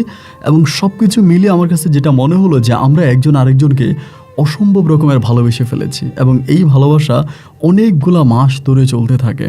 আর এদিক দিয়ে আমার পরিবার আমাকে বিয়ের জন্য চাপ দিচ্ছে, বারবার বলতেছে আমাকে বিয়ে করাই দিবে। আমি তখন শিখারে বলি যে শিখা আমাকে তো আব্বু আম্মু বলতেছে বিয়ে করাই দিবে, এখন তারা আমাকে বিয়ে করাবে, তারা বিভিন্ন দিকে মেয়ে খুঁজতেছে, আমার মা তো বাসায় একা থাকে, এবং আমার আম্মুর কথা হচ্ছে আমাকে বিয়ে করাই দিবে। আর আমার দাদিও অনেক বয়স হয়েছে, যে কোনো সময় মারা যেতে পারে। তো আমার পরিবারের ড্রিম যে আমার দাদি আমার বউ দেখবে। তো এরপরে ও একটা কথা বলে যে এই বুড়ো মানুষগুলো না অনেক ঝামেলা করে, এরা মরে যাবে তো মরে যাবে, আরেকটা মানুষকে মারতে চায় কেন? ওর এই কথাটা আমার কানে এখনও বাজে, এইভাবে আমাকে বলেছিল। পরে আমি বললাম যে দেখো এরকম করে বইলো না, আমরা দাদিকে অনেক রেসপেক্ট করি, অনেক ভালোবাসি, সো এরকমভাবে বইলো না। তা বলে তো বুড়ি এরকম ঝামেলা করতেছে কেন? আমি আরও কেউ যদি প্রেম করতাম, আমি যদি তোমাকে বিয়ে করে ফেলি তাহলে তুমি আমার বর হয়ে গেলা, স্বামী হয়ে গেলা। স্বামীর সাথে কি আর প্রেম করা যায়? প্রেম করার হচ্ছে মজাটাই আলাদা। আমি চাচ্ছিলাম যে অন্তত আরও কয়েকটা বছর তোমার সাথে প্রেম করি, এরপরে না হয় তোমার বিয়ে করব। তা এখন তো দেখা যায় বুড়ির জন্য আমাকে এখনই বিয়ে করে ফেলা লাগবে। আমি তখন বললাম যে এখন তো আমার দাদি এরকম বলতেছে, তো আমার তো মনে হয় বিয়ে করে ফেলতে হবে। ও তখন আমাকে বলতেছে যে আচ্ছা ঠিক আছে, আমি দেখি কি করা যায়, আমি তোকে জানাবো, তুমি আমাকে 1-2 দিন সময় দাও। এবং 1-2 দিন পরে ও আমারে বলতেছে যে দেখো আমি তোমাকে বিয়ে করব কিন্তু অন্যভাবে, এরকম করে আমাকে বলে। আমি বললাম অন্যভাবে মানে? বলে আমার পরিবারকে না জানায় প্রেম করে পালিয়ে বিয়ে করব। প্রথমে এইভাবে বলে। আমি বললাম এটা তুমি কি বলো, পালিয়ে কেন বিয়ে করবো? তোমার পরিবার জানলে সমস্যা কি? আমার পরিবার তোমাকে চিনে, তোমার পরিবার তো আমাকে চিনে, সো সমস্যাটা কি? ও আমাকে বলতেছে না আমার একটু ড্রিম আর কি, যে যাকে ভালোবাসবো তার সাথে পালিয়ে বিয়ে করব। কেন আপনি আমাকে পালিয়ে বিয়ে করলে সমস্যাটা কি? আমি বললাম নিয়ে আমি করতে পারি, যেহেতু তোমাকে ভালোবাসি আমি পালিয়ে তোমাকে বিয়ে করতেই পারি, কিন্তু কেন? মানুষ তো তখনই পালিয়ে বিয়ে করে যখন তাদের পরিবার মেনে নেয় না, কিন্তু আমাদের তো 2টা পরিবারই মেনে নিয়েছে, তোমাকে আমার পরিবার মেনেছে বা তোমার পরিবার আমাকে মেনেছে, তাহলে কেন আমাদেরকে পালিয়ে বিয়ে করতে হবে? ও তখন বলে তাহলে কীভাবে করবা, পারিবারিকভাবে? আমি বললাম হ্যাঁ। বলে ঠিক আছে তাহলে তোমার পরিবারের সাথে কথা বলো। এবং এরপরে এই সুখের সংবাদটা আমি তখন আমার দাদির মাধ্যমে আমার আব্বার কানে পৌঁছাই যে মেয়েটা আমাকে পছন্দ করছে, এবং এরকম করে আমার আব্বাও তখন খুব খুশি হয়। খুশি হওয়ার পরে মেয়ের বাবার ফোন নাম্বার কিন্তু আমার আব্বুর কাছে ছিল না, পরে আমি আবার ফোন নাম্বার মেয়ের কাছ থেকে নিয়ে আমার আব্বারে ফোন করি, আমার আব্বাকে দিই। আব্বাকে দেওয়ার পরে আব্বা মেয়ের পরিবারের সাথে কথা বলে, এবং কথাবার্তা বলার সময় মেয়ের পরিবার বলে যে দেখেন আমরা চাচ্ছি খুব ছোট করে করব। আমি মেয়েকে মানে খুব ছোট করে করব, অত বড় করে করব না, আর ঢাকায় একটা কমিউনিটি সেন্টার ভাড়া করবেন, ওইখানে গিয়েই বিয়েটা হয়ে যাবে, মানে গ্রামে হবে না। এখন আমার বাবার মনেও এটা মানে প্রশ্ন আসলো না যে কেন গ্রামে হবে না। উনি একজন গ্রামের প্রাক্তন মেম্বার, অনেক লোকজনের সাথে ওনার সম্পর্ক, এবং উনি এত প্রতাপশালী ভালো একটা লোক, ওনার মেয়ের বিয়ে উনি কেন গ্রামে দিবে না, কেন শহরের দিকে নিতে চাচ্ছে। ওই সময় আমার হিন্দু যে ফ্রেন্ডটা আছে, আমার ওই হিন্দু ফ্রেন্ড ইউরোপে চলে গেছে। ও হচ্ছে আপনার ইউরোপ চলে গেছে, ফ্রান্সে চলে গেছে। ওর সাথে আর আমার ওই আগের মতো যোগাযোগ নেই, ওই আমার হিন্দু বন্ধুটা। এখন মেয়ের বাবা বলতেছে যে এভাবে হবে। আমার আব্বা বলে যে ঠিক আছে, বিয়ে শাদী যত মানে সিম্পলি করা যায় ওইটাই ভালো, যদি শহরে আইনা করেন তাহলেও সমস্যা নেই। এবার আমি ওরে বললাম যে এইটা কেন করতেছো, আমরা গ্রামে যাব। ও বলে আমার আব্বু টাকা পয়সা খরচ করতে চায় না, আমার আব্বু একটু কৃপণ প্রকৃতির লোক, এই জন্য আব্বু এরকম করতেছে। তো যাই হোক, এবার আমার পরিবারের লোকজন, আত্মীয় স্বজন যারা আছে ওদেরকে জানানো হলো, এবং খুব ছোট পরিহারে একটা কমিউনিটি সেন্টারের মধ্যে ওরা তখন মেয়ে সাজায় গ্রাম থেকে নিয়ে আসলো, এবং গ্রামের লোকজন নিয়ে আসলো। সেখানে তখন শিখার সাথে আমার বিয়ে সম্পন্ন হলো। এবং বিয়েটা হওয়ার পরে আমি তখন তারই নিয়ে আমাদের বাড়িতে আসছি। আমার আম্মা গয়না কাটি দিয়ে সুন্দর করে সাজুগুজু করে বউ নিয়ে তখন ঘরে আসছে। ঘরে আসার পর আমি তখন ওরে নিয়ে হচ্ছে আমার দোতলায় হচ্ছে আমাদের মানে আমার বাসর ঘর বানাইছে, আমার বড় বোন, তারপর সবাই ছিল। এবং আমি রাত্র প্রায় আপনার 11টার দিকে, 11টার কাছাকাছি তখন বাসরে ঢুকলাম, 11:30টার দিকে হবে বাসরে ঢুকলাম। এবং বাসরে ঢুকার পরে ও খুব সুন্দর করে সাজুগুজু করে বসে আছে, হাতে পায়ে সব জায়গায় গয়না, মানে গয়নাকাটি পরে আছে। পরে আমি বললাম যে তোমার গয়নাগুলো একটু খোলো, মানে গয়না তো তুমি মানে ভারী হয়ে যাবে। আমার আম্মা প্রচুর গয়না দেয় ওকে, কারণ আমি পরিবারের একমাত্র ছেলে। আমার বোনেও গয়না দেয়, আমার মাও দেয়, একেবারে পা থেকে মানে মাথা পর্যন্ত গয়না দিয়ে সাজিয়ে নিয়ে আসি। পরে এরকমভাবে ওর সাথে তখন ও আমার সাথে কথা বলতেছে, গল্প করতেছে, এবং এরকম করতে করতে আমার বোন তখন দুধ নিয়ে আসছে। আমি বাসর ঘরে ঢোকার পরে, এবং আমি তখন দরজা খুললাম, আমার বোন বলতেছে যে মানে ভাইয়া সরি তোমার বিরক্ত করলাম, এই দুধ নিয়ে আসছিলাম, আম্মু বলছে দুধ নেওয়ার জন্য, তুমি তো নিতে ভুলে গেছো, আর তোমার বউও নেয় নাই। পরে আমাকে দুধটা দিল, দুধটা নিয়ে গ্লাসটা নিয়ে তখন আমি আনলাম, রাখলাম ঘরে। রাখার পরও আমারে বলে তুমি ওয়াশরুমে যাও, মানে ড্রেসগুলো চেঞ্জ করে আসো, তোমার কেমন কেমন লাগে, একটু সিম্পলি ড্রেস পরো, মানে এমনভাবে পাঞ্জাবি পরে আসো, এমনিতেও মাথায় চুল নাই, তার উপরে এমন পাঞ্জাবি পরছো আরও বয়স্ক লাগে, আমার ভালো লাগতেছে না, যাও। তা আমি তখন ওয়াশরুমে যাওয়ার পরে আমার ড্রেসগুলো চেঞ্জ করি, মানে সিম্পলি আপনার হচ্ছে আপনার যেই টি শার্ট, তারপরে প্যান্ট, ওরকমভাবে পরি, একটু নর্মাল ড্রেস পরি। এবং ওয়াশরুমে আমি প্রায় 40 মিনিটসের মতো, 40 মিনিটের মতো থাকি। এবং ওয়াশরুম থেকে বেরোয়ার পরে ও তখন করে কি, আমারে বলে তুমি বসো, খাটের উপর বসি, এবং বসলেও তখন এই দুধের গ্লাসটা হাতে নেয়, হাতে নিয়ে বলে দুধটা ঠান্ডা হয়ে যাচ্ছে, এটা খেয়ে ফেলো। আমি তখন বললাম যে তুমি একটু খাও। ও বলে না, আমি রাতের বেলায় দুধ খাই না, আমার পেটে সমস্যা হয়, তুমি খাও। এইগুলোও তখন আমাকে দুধটা খাওয়াই দেয়। এবং দুধটা খাইয়ে দেওয়ার পরেও তখন বলে সারাদিন তো অনেক পরিশ্রম করছো, বিয়ে শাদীর অনেক ঝামেলা হয়েছে, তুমি একটু শো, আমি তোমার হাত পা মেসেজ করে দিই। আমি বললাম যে আমার হাত পা মেসেজ করতে হবে না, আমি এমনি ঘুমিয়ে যাব। এরকম করে শুয়েছি, শোয়ার পর ও তখন আমার হাত পা মেসেজ করতেছে, আর তারই মাঝে আমার ঘুমও চলে আসছে। মানে ঘুম আসছে, মানে মুহূর্তের মধ্যে যা শুইলাম আমার হাত পা টিপতেছে, এতে আমার ঘুম চলে আসছে। এবং ঘুম আসার পরে আমি তো ঘুমিয়ে গেছি। এবং যখন আমি ঘুমিয়ে গেছি, আমার তো আর কোনো আমি সজাগ হইনি। এবং একটা পর্যায়ে আমার বোন এসে আমার ডাকতেছে, মানে একদম ঘরের মধ্যে ঢুকে আমার ডাকতেছে। আমি তখন চোখ খুলতে পারি না, এবং অনেক কষ্ট করে চোখ খুলছি। খোলার পরে দেখি সবাই আমার ঘরে, আমার বোন, আমার মা, এরপরে আমাদের আরও কয়েকজন রিলেটিভ আমার ঘরে, মানে বাসর ঘরে। তখন ওরা আমার বলতেছে এই তো সিফুট। আমি তখন উঠছি, উঠে বললাম যে কী হয়েছে, বলো তোর বউ কোথায়। আমি বললাম আমার বউ কোথায় মানে কেন, ও কোথায়। আমি বলতেছি, ওনারা বলে তোর বউ কোথায় তুই জানিস না। আমার বোনে বলে তুই জানিস না।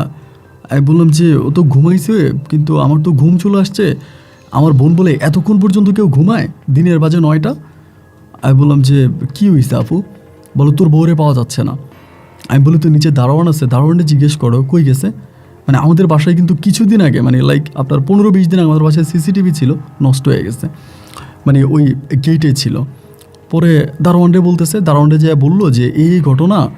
দারোয়ান বলে আমি তো ঘুমাইছি, মানে বিয়ে বাড়ি তো দারোয়ানও অনেক ব্যস্ত ছিল, ধরেন এখানে গেছে ওইখানে গেছে, অনেক দৌড়াদৌড়ি করছে। আবার আমাদের বাড়িতে অন্য ভাড়াটিয়ারও আছে।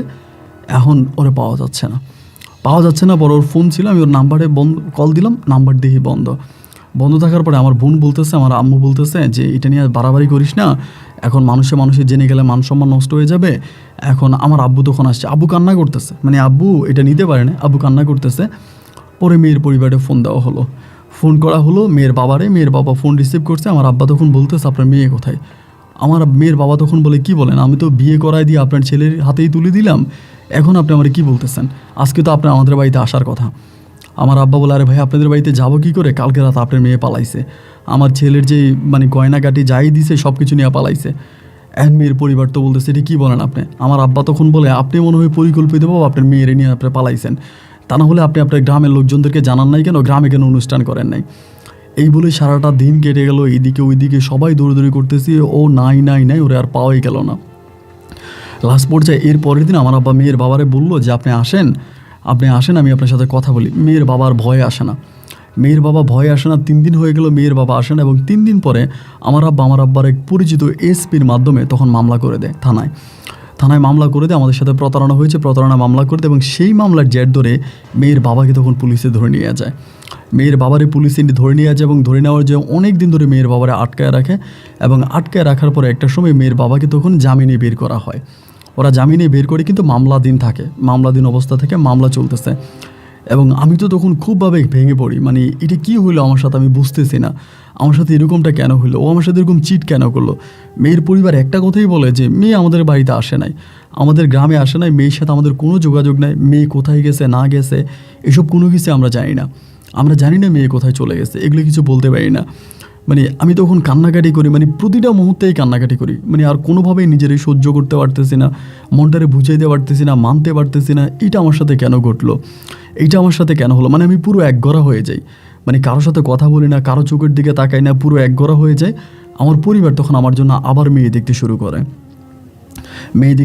আমাকে আবার বিয়ে করাবে, তাদের প্ল্যানিং হচ্ছে বিয়ে করাবে। যেহেতু এই মেয়ে চলে গেছে, এই মেয়ে নিয়ে আমার আব্বা মা আর কোনো কথা বলতে রাজি নেই, তারা আমারে বিয়ে করাবে, এবং তারা বিভিন্ন দিকে মেয়ে খুঁজতেছে।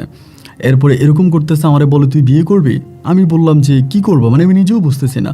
আর আমার যে বন্ধুবান্ধব আছে ওরা আমারে বুঝে, তুই আরেকটা বিয়ে করে ফেল, এবং একটা কন্টিনিউয়াসলি একটা ওয়াইফ যদি তোর ঘরে থাকে তাহলে তুই মেয়েটারে ভুলতে পারবি, আদারওয়াইজ মেয়েটারে ভুলতে পারবি না, এবং মেয়েটার যে পেন তোকে দিছে এইটা তোকে সারা জীবন ক্যারি করতে হবে। তুই বিয়ে করে ফেল, এবং বিয়ে করে ফেললে অনেক কিছু স্বাভাবিক হয়ে যাবে, অনেক কিছু ভুলে যেতে পারবি। তো বন্ধুরা যখন এরকম করে বললো, তখন বললাম যে ঠিক আছে, আব্বা আম্মারে বললাম আপনারা মেয়ে দেখেন। তো আমার আব্বা আম্মা মেয়ে দেখছে, মেয়ে দেখার পরে মেয়ের পরিবারে মানে সাইমা নামের একটা মেয়ে আমার জন্য ঠিক করছে আমাদের এলাকার মধ্যেই। পরে মেয়ের পরিবারের সাথে কথাবার্তা হলো, আমি গেলাম, মেয়ের হাতে আংটি পরাইলাম, এবং এইটা আমার মানে প্রথম বউ পালিয়ে যাওয়ার প্রায় আপনার 7 মাস পরের কথা বলতেছি। এই 7 মাস আমার বউ মানে আমার যে ফার্স্ট ওয়াইফ শিখা, ওর কোনো অ্যাড্রেস আমি পাই নাই, ও কোথায় চলে গেছে আর কোনো যোগাযোগই আমার সাথে করে নাই। আমরা ডিবির মাধ্যমে, প্রশাসনের মাধ্যমে, বিভিন্ন জায়গায় হচ্ছে গোয়েন্দা সংস্থার মাধ্যমে খোঁজখবর নিয়েছি, বাট কোথাও ওর কোনো সন্ধান পাওয়া যায়নি। ও নাই টোটালি নাই, একেবারেই উধাও হয়ে গেছে। এরপরে যেটা হলো যে ওই সাইমা নামের মেয়েটার সাথে আংটি বদল হলো, এবং আংটি বদলের পরে মেয়ের পরিবার থেকে, আমার পরিবার থেকে তখন একটা বিয়ের ডেট ফিক্সড করা হলো। আমরা 2 তারিখে গেলাম, 2 তারিখে আংটি বদল করলাম, এবং ওখানেই ডেট হলো যে এই মাসের 15 তারিখ, মানে 2 তারিখ তো আজকে চলেই গেল, এই মাসের 15 তারিখ বিয়ে হবে। 15 তারিখ হচ্ছে শুক্রবারে বিয়ে হবে। মোটামুটি কথাবার্তা হলো, দেখেন 2 তারিখ গেল, 3 তারিখ গেল, 4 তারিখ গেল, 5 তারিখে রাতের বেলায় আমার নাম্বারে একটা আননোন নাম্বার থেকে কল আসছে, এবং কল আসছে পরে আমি তো চিনি না, কলটা রিসিভ করার পরে ওই পক্ষের মানুষটা তখন কান্না করতেছে, মানে ঘুমড়িয়ে কান্না করতেছে। তো আমি চিন্তা করলাম যে কে, আমি বারবার বলতেছি কে, আপনি কে কান্না করতেছেন কেন, মানে কান্নাই করতেছে। আমি তখন লাইন কেটে দিলাম, কে না কে ফোন দিয়ে কান্না করতেছে, আবার ফোন দিছে, আবার ফোন দিয়ে আবার কান্না করতেছে। তখন আমি একটু বিব্রত হয়ে জিজ্ঞেস করলাম আপনি কে? পরে বলতেছে আমি শিখা। যখন শিখা বলছে, মানে আমার মনে হয় যেন আমার নিঃশ্বাসটা বন্ধ হয়ে গেছে, মানে আমি আর মানে নিঃশ্বাস দিতে পারতেছিলাম না। ও তখন কান্না করতেছে, মানে ঘুমড়িয়ে কান্না করতেছে। আমি তখন বললাম কান্না করতেছো কেন? ও আমাকে বলে তুমি আমাকে মাফ করে দাও। আমি তখন বললাম এর আগেও তো তুমি আমার কাছে ক্ষমা চাইছো, আমি তোকে মাফ করে দিয়েছি, তোমার উপর আমার কোনো অভিযোগ নেই, তুমি ভালো থাকো, আমি তোমার ভালো থাকা কামনা করি, যেখানেই থাকো ভালো থাকো। আমাকে বলে আমি তোমার পা ধরে মাপ চাই, তুমি আমাকে মাফ করে দাও, আমি খুব অন্যায় করেছি, তুমি নাকি বিয়ে ঠিক করছো, এই মাসের 15 তারিখ নাকি তোমার বিয়ে। আমি বললাম বাহ, তুমি তো দেখি আমার ভালোই খোঁজ খবর রাখতেছো, তুমি কোথায় আছো সেটা তো আমি জানতাম না, অথচ 15 তারিখে আমার বিয়ে, এটা তুমি জেনে গেলা। আমাকে বলতেছে তুমি বিয়ে করো, তুমি ভালো থাকো, আর আমাকে ক্ষমা করে দাও। আমি বললাম আচ্ছা ঠিক আছে, তুমিও ভালো থাকো, তোমার জন্য দোয়া করি, আল্লাহ তোমাকে ভালো রাখুক। এটা বলে আমি তখন ফোনটা কেটে দিই। ওই দিন আর কথা বলি না, আর এই ঘটনা আমি কাউকে জানাই না। এরপরের দিন রাতে আবারও ফোন দেয়, 6 তারিখে আবারও ফোন দিয়া বলে যে তৌসিফ, তুমি তো এখন আমার স্বামী আছো, আমার সাথে কিন্তু তোমার ডিভোর্স হয় নাই, তুমি কিভাবে আরেকজনকে বিয়ে করে ফেলতেছো, আমি যদি তোমাকে বিয়ে করতে না দিই আমি বললাম, বাড়ি তুমি আমার গয়নাগাটি নিয়ে পালিয়ে গেছো, এটা নিয়ে তোমার পরিবারের সাথে মামলা হয়েছে, এত ঝামেলা হয়েছে, এরপরে তুমি আমার বউ থাকো কেমনে? ও আমাকে বলে, তুমি কি আমাকে তালাক দিয়েছো? আমি বললাম না। ও বলে, আমাকে তালাক না দিয়ে তুমি আরেকটা মেয়েকে কিভাবে বিয়ে করো? আমি বললাম, দেখো আমার পরিবার আমাকে বিয়ে করাচ্ছে, কিভাবে করাচ্ছে এটা আমার পরিবার জানে, এটা তো আর আমি জানি না। ও আমাকে বলে, তৌসিফ একটা বার কি দেখা করা যায়? আমি বললাম, মানি? ও আমাকে বলে, আমি সামনাসামনি তোমার তালাকের ব্যাপারটা নিতে চাই, তুমি আমাকে তালাক করেই পেপারটা আমার হাতে দিয়ে দিবা, আমাদের তালাক হয়ে যাবে, আর মৌখিকভাবে আমাকে 3 বার তালাক দিবা। আমি বললাম, এটা তো মোবাইল ফোনে দিলেও হয়, এটা সামনাসামনি দেওয়ার কী আছে? আমাকে বলে, তৌসিফ একটা বার কি দেখা করা যায় না? আমি বললাম, না যায় না। 6 তারিখে আমাকে বিরক্ত করলো, আমি কথা বললাম না। 7 তারিখেও বিরক্ত করলো, কথা বললাম না। 8 তারিখেও বিরক্ত করলো, কথা বললাম না। 9 তারিখেও কান্নাকাটি করতে করতে মরে যাওয়ার মতো অবস্থা। একটা বার দেখা করতে চাই, আমি যদি দেখা না করেও আমার বাড়িতে চলে আসবে, মানে আমার বাসায় চলে আসবে, এরকম করে বলে। পরে আমি কারোর সাথে কিন্তু বিষয়টা নিয়ে যোগাযোগ করি না, এটা কাউকে বললেই তো সবাই আমাকে মানে আমাকে বকাবাধ্য করবে, আমাকে বলবে এরকম কাজ আমি কিভাবে করতেছি, এটা কিভাবে সম্ভব। কেউ তো আমাকে এটাতে মানে ভালোভাবে আমাকে প্রাধান্য দিবে না। 10 তারিখের মধ্যে, যেদিন 10 তারিখ, ওই দিন আপনার মহরম না জানি কি জানি ছিল, ওই সময় মানে ধর্মীয় একটা অনুষ্ঠান ছিল, তাই ওই দিন রাতের বেলায় আমি সাথে দেখা করতে গেছি, যেহেতু বিরক্ত করে, ওই আসছে আমাদের এরিয়াতে। পরে একটা মাঠের মধ্যে দেখা করছে, একটা বোরকা পরে আসছে, আমার পা ধরে চিৎকার করে কান্না করতেছে। আমি বললাম, কান্না করো না, এখানে লোকজন দেখলে খারাপ বলবে, তুমি উঠো, কান্না করো না। কেন কান্না করতেছো? কান্না কেন করতেছো? আমাকে বলে, তৌসিফ তুমি আমাকে মাফ করে দাও, আমাকে তুমি মাফ করে দাও, প্লিজ আমাকে ক্ষমা করে দাও, আমি না বুঝতে পারি নাই, আমি কি করছি না করছি আমি কিচ্ছু জানি না তৌসিফ। আমি বললাম যে কী হয়েছে, আচ্ছা এখন তো আমার বিয়ে ঠিক হয়ে গেছে, সবই ঠিক, তো এখন কান্নাকাটি কেন করতেছো? আগলে, তৌসিফ আমি তোমাকে সত্যিটা বলতে চাই, আমি একটা বেইমানকে ভালোবাসছিলাম, একটা বেইমানের প্ল্যানিংয়ে আমি বাসরঘর থেকে পালাইছিলাম, ওই আমার এই গয়নাগাটি, তোমার যে দেওয়া গয়নাগাটি সব কিছু নিয়ে পালাই গেছে, ও আমার সাথে চিটিং করছে তৌসিফ। আমি না পারতেছি ওর কাছে যাইতে, না পারতেছি তোমার কাছে যাইতে। তৌসিফ আমি তোমার পায়ে ধরি তৌসিফ, তুমি আমাকে একটা সংসার দাও, আমার সংসারটা ভেঙে দিও না, আমি ভুল করেছি, আমি অন্যায় করেছি, আমাকে মাফ করে দাও তৌসিফ, তোমার পায়ে ধরি তৌসিফ।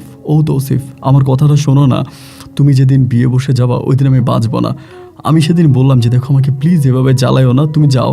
ও আমাকে ছাড়তেছে না, মানে কান্না করতে করতে করতে করতে মানে আশেপাশের কয়েকজন মানুষ তখন চলে আসে, মানুষ এসে বলতেছে যে ভাই কী হয়েছে? আমি বললাম যে আমার ওয়াইফ ছিল, পালায়ে গেছে অন্য ছেলের সাথে, এখন কান্না করতেছে।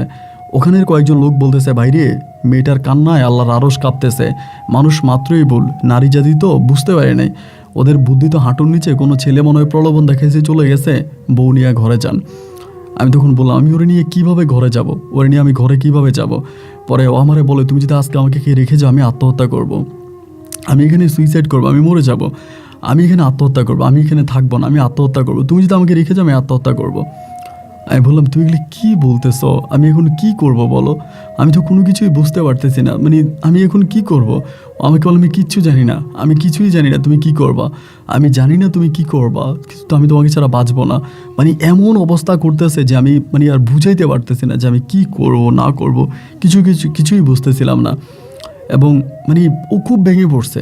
পরে আমি কি করলাম, ওই রাতে ওরে আমার একটা বান্ধবীর বাসায় নিয়ে রাখলাম, মানে আমার একটা ক্লাসমেট মেয়ের বাসায় রাখলাম আমার আরেক বন্ধুর সহযোগিতায়, এবং ঘরে আসছি তখন রাত পোহালেই কিন্তু 11 তারিখ, 10 তারিখ থেকে 11 তারিখ আসছি, ভাবতেছি কি করা যায়, কারণ কয়েকদিন পরেই তো আমার বিয়ে, মানে কয়টা দিন পরেই তো আমার বিয়ে। এখন আমার বাড়িতে অলরেডি গরু কিনা হয়ে গেছে, বাসায় গরু কিনছে, সবাই ইনভাইট করে ফেলছে, দাওয়াত দিয়ে ফেলছে, মানে কি করব ভাই ওই সময়। আর এদিক দিয়ে শিখা কান্না করতে করতে মরে যাইতেছে যে আমি তোমার ছাড়া বাঁচবো না, তুমি যদি বিয়ে করেই ফেলো আমি ওই রাতে বিষ খাবো, আমি ওই রাতে সুইসাইড করবো। আমার যে মেয়ে বান্ধবীর বাসায় রাখছি, আমার মেয়ে বান্ধবী আমাকে ফোন দিয়া বলে যে তৌসিফ ভাইয়া ওই মেয়েটা তো সুইসাইড করবে, মেয়েটা কিন্তু বাঁচবে না, ও হাত কেটে ফেলতেছে, মানে ব্লেড দিয়ে হাত কাটতেছে, এমন একটা অবস্থা। আমি যাইছি, যাই দিকে পুরো হাতের মধ্যে ব্লেড দিয়ে কেটে ফেলছে, মানে এমন এক অবস্থা যে ও আমাকে বলে আমি সুইসাইড করবো, আর আমার ফ্রেন্ড আমাকে বলতেছে মেয়েটা কিন্তু সুইসাইড করবে। এখন কি করব আমি বুঝতে পারতেছি না ভাই। লাস্ট পর্যন্ত আমি আর শক্ত থাকতে পারলাম না। এই 13 তারিখ রাতের বেলায় আমি তখন বাসা থেকে পালাইয়া যাই। 13 তারিখ রাতের বেলায় পরিবারের কাউকে কোনো কিছু না বলে আমি বাসা থেকে পালাইয়া যাই। বাসা থেকে পালিয়ে আমি এই শিকারে নিয়ে একটা নতুন বাসা ভাড়া করি, এবং আপনাকে কি বলবো, মানে বুঝাইতে পারবো না আর কি, মানে নিজের পরিস্থিতিটা বুঝাইতে পারবো না, এমন একটা অবস্থার মধ্যে পড়ে যাই। নতুন একটা বাসা ভাড়া করি এবং নতুন বাসাটা ভাড়া করে ওইখানে থাকতে শুরু করি। আমার আব্বা আম্মা কেউই আমার সাথে কথা বলে না, মানে টোটালি সবাই। এবং 15 তারিখ আসছে, যে 15 তারিখে কী হয়েছে, একটা রণক্ষেত্র মতো হয়েছে। 50 লক্ষ টাকা জরিমানা করা হয়েছে আমার আব্বুকে। 50 লাখ টাকা জরিমানা করা হয়েছে। আমার আব্বু এই 50 লাখ টাকা জরিমানা দিছে মেয়ের পরিবারকে। যাদের মেয়ের মান সম্মান গেছে, তারা তো অনেক বিত্তশালী, অনেক বড়লোক মানুষ, ওরা দাওয়াত দিছে, চারদিকে মেহমানরা আসছে। পরে 50 লক্ষ টাকা জরিমানা হয়েছে। আমার আব্বা এই 50 লক্ষ টাকা মেয়ের পরিবারকে দিয়ে দিছে। এবং দেওয়ার পরে লাস্ট পর্যন্ত আমি মানে কি করব আপনাকে, আর আমার পরিবারের সাথে কোনো যোগাযোগ নেই। গোপনে গোপনে আমি মায়ের সাথে একদিন যোগাযোগ করলাম। মা আমারে বলে, তোর আব্বা তোকে আস্ত রাখবে না, তোরে কেটে ফেলবে, তোর আব্বু তোরে কেটে ফেলবে, তোর আব্বু। আমি বললাম যে আম্মু একবার কি দেখা করা যায় না আমাদের সাথে? পরে আম্মুরে আমি নিয়ে আসছি একদিন আমাদের বাসায়। এটা আমার ওরে প্রায় 1.5 মাস পরে আম্মু আসার পরে আম্মু ওর পা ধরে কান্নাকাটি করছে। মানে ও আম্মুর পা ধরছে যে আম্মু, আমরা যা করার তা তো করিয়ে ফেলছি, এখন আমাদেরকে একটা পথ দেখায় দেন, আমরা ভুল করছি আম্মু, আমাদেরকে একটা পথ দেখায় দেন। আমার আম্মু তখন বলে যে তৌসিফের আব্বা তো খুব রেগে আছে, তৌসিফের আব্বা তো কোনোভাবেই আর এগুলো মেনে নিবে না, আমি তো তৌসিফের আব্বাকে বুঝাইতে পারবো না, আর ওকে তো কোনোভাবেই তোমাকে আর ওই ঘরে উঠানোই যাবে না, ও তোমার ওই ঘরে উঠেলে ওর আব্বু কিন্তু হার্ট অ্যাটাক করবে, ওর আব্বু কিন্তু মরে যাবে। পরে আমি বললাম যে মা কিছু একটা করো। পরে মা কী করলো, মায়ের এক মানে বলতে আমার মায়ের এক বলতে আমার বড় মামা, উনি কানাডায় থাকে। আমার বড় মামা কিন্তু আবার কানাডার একজন লয়ার, ওখানকার অ্যাডভোকেট। পরে আমার বড় মামার সাথে আমার আম্মু তখন আলাপ করলো বিষয়টা নিয়ে। আলাপ করার পরে আমার বড় মামা তখন আমারে ফোন দিল, আমার নাম্বারে কল দিল, কল দিয়ে বললো যে তুই পাসপোর্ট কর, তুইও পাসপোর্ট কর, তোর ওয়াইফরেও বল পাসপোর্ট করার জন্য। আমি তখন বললাম যে মামা হঠাৎ করে পাসপোর্ট করবো? বলে হ্যাঁ পাসপোর্ট কর। তো আমরা দুজনেই তখন ইমিডিয়েটলি পাসপোর্ট করি মামার কথা মতো। পাসপোর্ট করার পরে মামার কাছে পাসপোর্টের কপি পাঠাই, এবং পাঠানোর পরে মামা আমাকে কিছু মানে প্রক্রিয়াধীন কিছু কিছু কাজ করতে বলে। তা আমি ওই কাজগুলো করি, আমাকে বিভিন্ন জায়গায় পাঠাই, এখানে যাই ওইখানে যাই। এবং একটা পর্যায়ে আমি জানতে পারি যে মামা আমাদেরকে কানাডায় নিয়ে যাবে, মানে আমাদেরকে এই দেশে রাখবে না, কানাডা নিয়ে যাবে। এবং আমরা কানাডায় যাব এটা শোনার পরে শিখে খুব খুশি হয়ে যায়। মানে ও বলে এটা তো আমাদের জন্য অনেক বড় একটা পাওয়া, এর থেকেও বড় আর কি আছে। আমিও কানাডাতে যেতে চাই এবং কানাডায় থাকতে চাই, দেশে আমার ভালো লাগে না।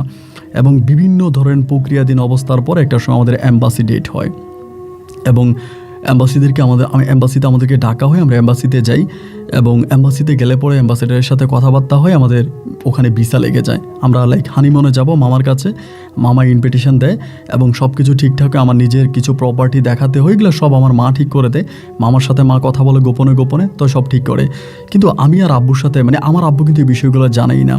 এবং খুব গোপনে যখন আমাদের ভিসা হয় প্রায় 9 মাসের মাথায়, ও কিন্তু তখন প্রায় প্রেগনেন্ট আমার ওয়াইফ। ওই সময় আমি তখন মানে প্রেগনেন্ট হয়েছে ওরকম নিউজও পাইছি। তারপরে কানাডায় আমরা শিফট হই, মানে কানাডায় চলে যাই। এবং কানাডায় চলে যাওয়ার পরে এবং ওইখানে যাওয়ার পরে ওর ফুললি প্রেগনেন্সিটা ধরা পড়ে আর কি। এর আগে ওর মেন্স বন্ধ হয়ে গিয়েছিল। তো কানাডা যাওয়ার পরে ও তখন মানে বেবি হবে, এবং এই কানাডা যাওয়ার পরেই প্রথম আমাদের একটা মেয়ে সন্তান হয়। আমার একটা মেয়ে হয় যাওয়ার পরে, এবং আমরা ওখানে থাকার জন্য লিগেলিতে হতে অ্যাপ্লিকেশন করি গভর্নমেন্টের কাছে। আপনার তখন আমরা ওখানে থেকে যাই। এটা 2000 আপনার 11 সালের 11 কি 12 কাছাকাছি, 11-12 সালের দিকে হবে এরকম সালে, 11 কি 12 দিকে তখন আমরা কানাডায় যাই। এবং কানাডাতে গেলে পরে তখন কানাডাতে ওখানে থেকে গেছি, এবং আমার প্রথম মেয়েটা হয়। প্রথম মেয়েটা হওয়ার পরে ওইখানে থাকতেছি ভালোভাবে, আমার ওয়াইফকে নিয়ে চলতেছি ফিরতেছি। ও খুব ভালো। কানাডায় যাওয়ার পর আমার সাথে এত মিষ্টি ব্যবহার করে, এত ভালো ব্যবহার করে যে আমাকে ছাড়া কিছুই বোঝে না। আমি যেটা বলি, যখন যাই বলো, আমার সব কথা শুনতেছে, অক্ষরে অক্ষরে আমার কথা পালন করতেছে, আমাকে অনেক টেক কেয়ার করতেছে, ভালোবাসতেছে। এই করতে করতে পরে আমার ঘরে আরেকটা মেয়ে হয়। এবং আলহামদুলিল্লাহ তার 2 বছর পরে আমার ঘরে আরেকটা মেয়ে হয়। আমার 3টা কন্যা সন্তান হয়। এবং 3টা মেয়ে হওয়ার পরে আমার মার সাথে তখন ও কথা বলে, আমার আব্বুর সাথে তখন আমি ফোনে কথাবার্তা বলি। তখন আমার মামা বলতেছে আমার আব্বু আম্মুকে আপনারা কানাডায় চলে আসেন, দেশে থেকে কী করবেন, বাড়ি ভাড়া দিয়ে কানাডায় চলে আসেন। আমি আব্বুকে বলি, তখন আমারও পাসপোর্ট হয়ে যায়, আমার ওয়াইফেরও পাসপোর্ট প্রক্রিয়াধীন অবস্থায় ছিল। পরে আমার আব্বা আম্মা চলে আসে, আমরা আব্বু আম্মু আসে, এবং আব্বু আম্মু আসলে পরে ও আমার আব্বু আম্মুর পা ধরে সালাম করে, আব্বুর আম্মুর পা ধরে কান্নাকাটি করে যে আমরা ভুল করে ফেলছি, আমারে মাফ করে দেন, এবং যা হবার তা হয়েছে। এবং আমার আব্বু আম্মু আসার পর আমার একটা ছেলে হয়। এবং এরকম করেই তখন সময়গুলো কাটতেছে। দেখেন আমি 2012-তে আসছি, 2012, 13, 14, 15, 16, 17, 18, 19, 20, 21 সালের দিকে। 21 সালের দিকে আপনার করোনাটা যখন শেষ হয়ে গেল, করোনার পরের দিকে 21 সালের দিকে আমার বইয়ের কিছু কিছু বিষয় আমার কাছে একটু সন্দেহ লাগতে শুরু করে। 2021 সালের কথা বলতেছি। তখন আমার 3টা মেয়ে আর আমার একটা ছেলে, সবাই মোটামুটি বড় হয়ে গেছে। বড় হয়ে গেছে বলতে সবাই মোটামুটি আছে। এই অবস্থার মধ্যে দেখা গেল কি যে মানে ওর একটু মানে কেমন জানি একটু আচার আচরণ কথাবার্তা মানে একটু কেমন কেমন করে মানে কেমন জানি হয়ে যাচ্ছে। লাইক আমার ওয়াইফ, আমি শিখার কথা বলতেছে, একটু কেমন কেমন জানি মনে হয় যেন ফোনে একটু বেশি ব্যস্ত, একটু বাইরে যায় কী জানি করে, মানে আমার খুব ডাউট লাগে। তো আমার বড় মেয়েটা খুব ইন্টেলিজেন্ট। আমার বড় মেয়েটা আমাকে বলতেছে, আব্বু আই থিঙ্ক আমার আম্মু কারোর সাথে কোনো মানে লাইক আম্মু কারোর সাথে কোনো রিলেশন আছে। বড় মেয়ে আমাকে বলতেছে। আমি বললাম কী বললো তুমি এটা? বলে হ্যাঁ, আম্মু যখন বাসায় থাকে আম্মু এরকম এরকম ফোনে কথা বলে, কার সাথে জানি কথা বলে, মানে প্রচুর কথা বলে। তো আমি বললাম কার সাথে কথা বলে? বলে জানি না। বললাম তোমার আম্মুর ফোন থেকে নাম্বারটা নিয়ে দিও। তোর ফোন থেকে নাম্বারটা আমাকে নিয়ে দেয় আমার বড় মেয়ে। তো নাম্বারটা নিয়ে দিলে পরে আমি তখন ওই নাম্বারটা মানে ট্রাই করি যে এটা কার নাম্বারটা ট্রাই করে দেখলাম এটা একটা ক্যানাডিয়ান নাম্বার, মানে ক্যানাডিয়ান একটা নাম্বার। এবং আমার এক ফ্রেন্ডের মাধ্যমে তখন আমি এটা লোকেশন সব কিছু ঠিকঠাক করি এবং জানতে পারি এটা একটা বাংলাদেশি ছেলের নাম্বার। ছেলেটার নাম হচ্ছে সিয়াম। আপনি শুনলে অবাক হয়ে যাবেন, ও যে ছেলের সাথে পালাইছিল, মানে আমার বাসরঘর থেকে যে ছেলের সাথে ও পালিয়ে যায়, এই ছেলের নামও সিয়াম। এখন আমি ধারণা করতেছি ওই ছেলে কিনা, ওইটা ধারণা করে করে আমি প্রথমত ওর ফেসবুকটা হ্যাক করি। ফেসবুকটা আমার মেয়ের মাধ্যমে, মেয়ের সহযোগিতায় একটা ওটিপি পাঠাই, ফেসবুকটা হ্যাক করি, আমার মেয়ে হ্যাক করাই দেয়। এবং ফেসবুকটা হ্যাকিং করার পরে আমি তখন ফেসবুকের মধ্যে ঢুকার পরে আমি দেখতে পাই যে ভাই এটা আর কেউ নেই, এটা ওই ছেলে, যে ছেলের সাথে ও আমার বাসরঘর থেকে পালিয়ে যায়। এবং শুধু বাসরঘর থেকে পালিয়ে জানায় এই ছেলেকে বহু বৎসর ও 2016 সালে এই দেশে নিয়ে আসে। 2016 সালে এই দেশে আনে। 16, আপনার 16, 17, 18, 19, 20, 21 এই ছেলেরও মোটামুটি কাগজপত্র হয়ে গেছে, অলমোস্ট হয়ে গেছে। তো মানে সেই 16 সাল থেকে এই পর্যন্ত আমি ওদের যে মেসেজগুলো দেখলাম, পুরনো মেসেজগুলো, বছরের মেসেজগুলো দেখলাম যে ভাই এরা অনেকবার অসংখ্যবার একসাথে থেকেছে এবং অসংখ্যবার একসাথে থেকেছে। ওই ছেলের সাথে ওর পরকীয়া কঠিনভাবে আছে এবং এই ছেলে ওকে বলতেছে যে তুমি ওই ঘর থেকে চলে আসো, আমি তো ওকে নিয়ে যাব। এবং ওই ছেলের সাথে ও থাকতেছে। আবার ওই ছেলে বিয়ে করতে চায়, আমার ওয়াইফেরও বিয়েও করতে দেয় না। ওই ছেলে বলতেছে আমি গ্রামে যাব, এলাকায় যাবো, আমার পরিবার আমাকে বিয়ে করাবে। আমার ওয়াইফ বলতেছে না তুমি বিয়ে করতে পারবে না, তুমি বিয়ে করলে আমি সুইসাইড করব। ওই ছেলেকে যে মেসেজগুলো দেখতেছি যে তুমি বিয়ে করলে আমি সুইসাইড করব, এই ছেলে বলতেছে তোমার তো ওয়াইফ, তোমার তো হাজব্যান্ড আছে, তা তুমি তোমার হাজব্যান্ডকে ছেড়ে আমার কাছে চলে আসো। ও বলে যে না, আমার দুজনকেই লাগবে, আমার তোমাকেও লাগবে, আমার হাজব্যান্ডকেও লাগবে, তুমি বিয়ে করতে পারবা না। তোমার সাথে আমার এই কন্ডিশন ছিল, তোমার সাথে আমি টার্মস অ্যান্ড কন্ডিশন, আমি তোমাকে কানাডাতে আনছি যে তুমি আমাকে কন্ডিশন দিয়েছিলে তুমি কখনো বিয়ে করবা না, তুমি সারা জীবন আমার সাথে থাকবা, এবং এই কন্ডিশনেই তো আমি তোমাকে বিয়ে করছি। সুতরাং এখন তুমি কেন বলতেছো তুমি গ্রামে চলে যাবা, গ্রামে গিয়ে বিয়ে করবা? এটা হতে পারে না। এই ছেলে গ্রামে যেতে চায় কিন্তু আমার ওয়াইফ দেয় না, এবং প্রতিদিন এই ছেলের সাথেও চলে যায়, বিভিন্ন জায়গায় যায়, ডেট করে, এগুলো করে। তো আমি এগুলো চোখে দেখি, 2021 সাল থেকে এগুলো দেখতেছি। 21 গেল, 22 গেল, 23 গেল, 24 গেল, এখন 25 সাল চলতেছে। আমার মেয়েটা অনেক বড় হয়েছে। আমার মেয়েটা এগুলো দেখতে দেখতে মানে আমার মেয়েটা খুব ফ্রেড আপ হয়ে গেছে, বড় মেয়েটা, যে আব্বু এগুলো কী হচ্ছে, আব্বু এটা কীভাবে মেনে নিব, আব্বু এটা কীভাবে সম্ভব, আব্বু কী করব। মানে মেয়েটা কান্না করতেছে, আমার বড় মেয়েটা। আমি তখন বড় মেয়েটারে বলি তোমার আম্মুকে ছেড়ে দিব? আমাকে বলে না আব্বু ছাইরো না, আম্মুকে ছেড়ে দিলাম বাঁচবো না, আম্মুকে ছেড়ে দিও না। আমি চাই না আব্বু তোমার মাঝে আর আম্মুর মাঝে ডিস্টেন্স হোক, যেভাবেই পারো আম্মুকে ঠিক করে নাও। আমি ওর ওয়াইফকে কিচ্ছু বুঝতে দিই না, আজ পর্যন্ত কোনো কিছুই বুঝতে দেয় না। ওকে শুধু আমি ভালো করা ট্রাই করতেছি, ওর কীভাবে ভালো করতে পারি, কীভাবে ঠিক করতে পারি। কিন্তু ভাই ও কোনোভাবেই ঠিক হয় নাই। এখনও একইভাবে এই ছেলের সাথেও আছে, আমার সাথেও আছে, বাট আমি ওরা কোনো কিছুই বলি নাই এবং চাচ্ছিলাম যে কোনো মাধ্যমে ওই ছেলেকে বোঝানোর জন্য। দেখলাম যে ওই ছেলেকে বুঝিয়েও লাভ নাই, ওর কথা মতো ওই ছেলেও বিয়ে করে না। ও যেমনি বুঝাইতেছে ওই ছেলে তেমনিই বুঝতেছে, এবং প্রতিদিন আমার সাথে ওর শারীরিক সম্পর্ক হোক বা না হোক এই ছেলের সাথে হচ্ছে। ওই যে মেসেজে আমি দেখতেছি ওর ইমো হ্যাক করা, আমার মেসেজ হ্যাক করা, আমি সবই দেখি। ছেলে ওরে ডাকে, ও যায়, থাকে, কোন হোটেলে থাকে, কোন জায়গায় থাকে, এই সব ডকুমেন্টে আছে। আজ অনেকগুলো বছর ধরে শুধু এই জিনিসটা ভাবতেছি, ছেড়ে দিব না ধরে রাখবো, ছেড়ে দিব না ধরে রাখবো। এক মনে বলে ছেড়ে দিই, আরেক মনে বলে ছেড়ে দিলে আমার সন্তানগুলো, আমার 3টা মেয়ে, একটা ছেলে, আমার সন্তানগুলো তো আমার ছোটো ছেলেও তো অনেক ছোট, ও তো সবার ছোট, আমার ছেলেটা, ওর ভবিষ্যৎটা কী হবে, আমার সন্তানগুলোর কী হবে। আর এই মেয়েরও যদি আমি এখন শিকারে যদি ছেড়ে দেয়, আমার আব্বু আম্মু আমাকে জীবিত জবাই করাই দিবে, মানে আমার বাপ মা আমাকে একদম মানে জব করাই দিবে।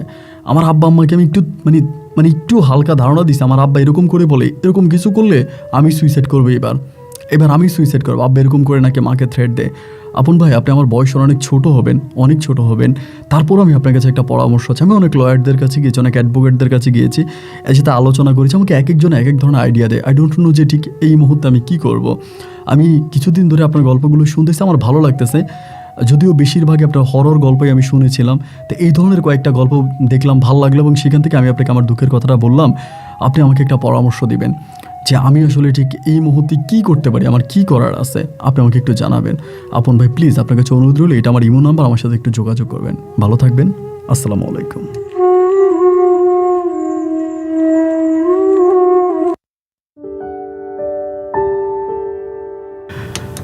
বন্ধুরা, সবাইকে অনেক বেশি ধন্যবাদ এই পর্যন্ত আমার সাথে থেকে রাজধানী ঢাকার ভাই তৌসিফের জীবনের, বর্তমান কানাডা প্রবাসী তৌসিফের জীবনের এই হৃদয় বিদারক করুণ গল্পটা শোনার জন্য। আচ্ছা, কিছু ইম্পর্টেন্ট কথা বলি। তৌসিফ ভাইকে আমি বলেছিলাম যে গল্প আমি রেকর্ড করবো কিনা, এটা রেকর্ড করলে যদি আপনার কোনো সমস্যা হয় বা আপনার ওয়াইফ শুনে যায়। উনি বলে, প্রথম কথা হচ্ছে আমার ওয়াইফ এই ধরনের গল্প শোনে না, এবং ও বাংলাদেশি কোনো কিছুই দেখে না। ও শুধু আমেরিকান জিনিস দেখে, কানাডিয়ান জিনিস দেখে, বাংলাদেশি কোনো ভিডিও দেখে না। তো সেখানে আপনি এটা রেকর্ড করতে পারেন। আর আপনি রেকর্ড করার পর যদি ও শুনে যায়, এটা আমার জন্য ভালো। কোনো না কোনোভাবে তোর কান পর্যন্ত পৌঁছাতে হবে। আমি চাই আপনি রেকর্ড করেন, প্রয়োজনে আমি ওকে শোনাবো। প্রয়োজন ও যদি নাও শোনায়, আমি ওকে শোনাবো যে আমি সব জেনে গেছি, আমি এই বিপদে আছি, আমি এখন কী করবো। এটার তো একটা সমাধান দরকার। আমি প্রতিদিনই জানতেছি আমার বউ অন্য একটা ছেলের কাছে যাচ্ছে, তার সাথে থাকতেছে, তার সাথে শারীরিক সম্পর্কে লিপ্ত হচ্ছে। সো এই মুহূর্তে হাজব্যান্ড হিসেবে আমার কী করা। আপনি রেকর্ড করেন, প্রয়োজন না শুনলে আমি ওকে নিয়ে শোনাবো। আমি তৌসিফ ভাইকে একটা কথাই বলেছিলাম, দুষ্ট ঘরের চেয়েও শূন্য গোয়াল অনেক ভালো। এটুকুই বলেছি, কিন্তু ছেড়ে দেওয়াটা তো সহজ নয়। এই মেয়েটাকে ছেড়ে দিলে পরে তৌসিফ ভাইয়ের বাবার অবস্থা কী হবে তা বলে বোঝানো যাবে না। ওর বাবা হয়তো আবার হার্ট অ্যাটাক করে মারাই যেতে পারে, এবং সন্তানগুলোর কী হবে।